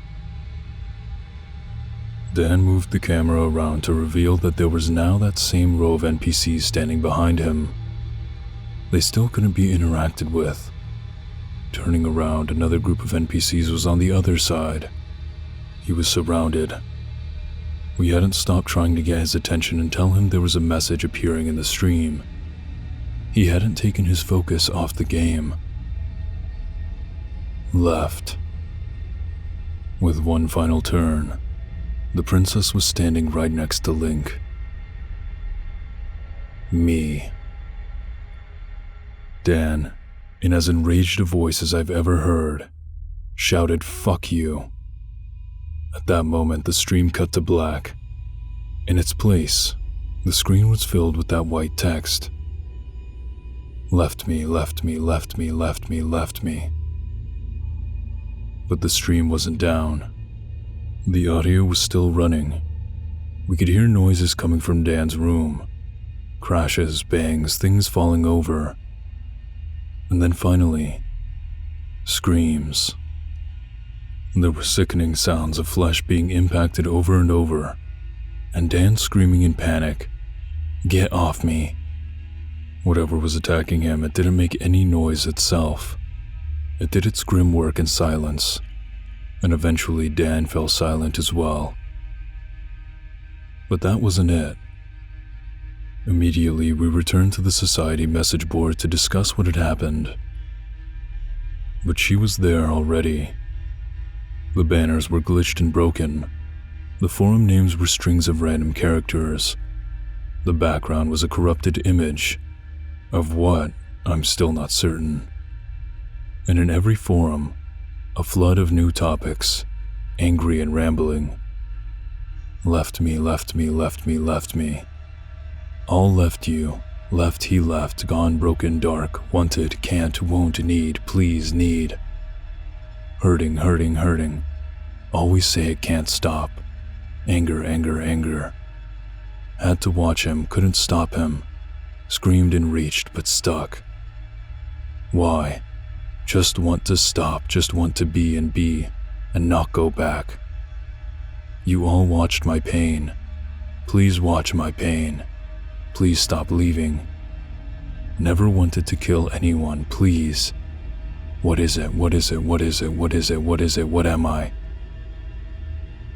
And that brings us to today.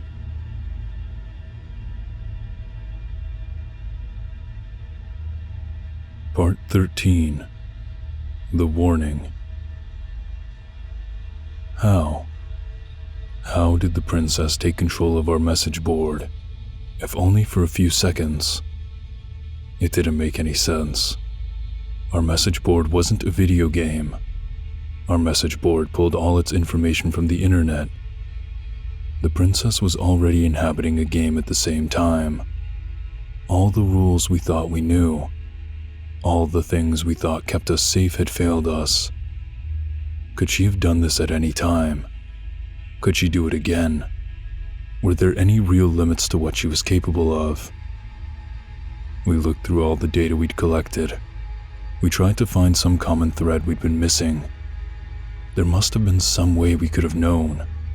There had to be more answers than what we were seeing. And there were. We finally realized the truth. It was so obvious. The princess had been in our message board the whole time. She was on every page. She was on every forum list. She'd been staring at us, watching us for years, and we never even saw it. She was the banner at the top of the forum. She was every screenshot we'd posted, every video we'd uploaded, and every piece of fan art we'd drawn.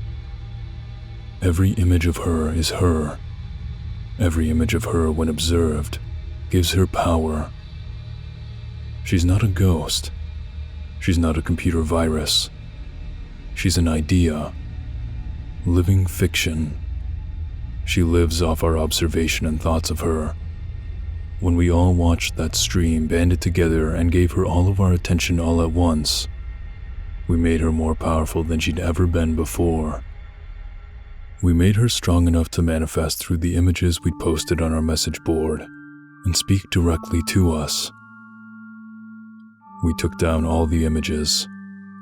From what we speculate, it's enough to simply never look at them again, but we deleted them all just to be certain. However, it may already be too late for us. I've been losing contact with other members of the society, I can't tell if something's happened to them or if they've simply gone into hiding, but at this point only a fool wouldn't consider the worst case scenario. I'm not completely heartless. I know she's fighting for her survival now. For her, being forgotten is death. She does what she does in the hopes of keeping her memory alive. To that end, perhaps my telling her story to the world is a small act of mercy. Maybe the thoughts I've lent her will ease her pain somewhat. I don't know, but either way, that isn't why I wrote all this. What I've told you could put you in great danger, but it could also save your life. You're a target now, and in the months and years ahead, she may well come for you, but I've also given you all the knowledge you need to keep yourself safe. Do not try to fight her. Do not try to talk to her. Do not try to outsmart or trap her. Don't investigate. Don't try to understand. Don't try to be a hero. Don't try to be her savior. It is my sincere hope that I've given you all the answers you want, so you won't make our mistake and try to investigate further. There is one and only one thing you need to do to be safe. If you see her, turn off the game.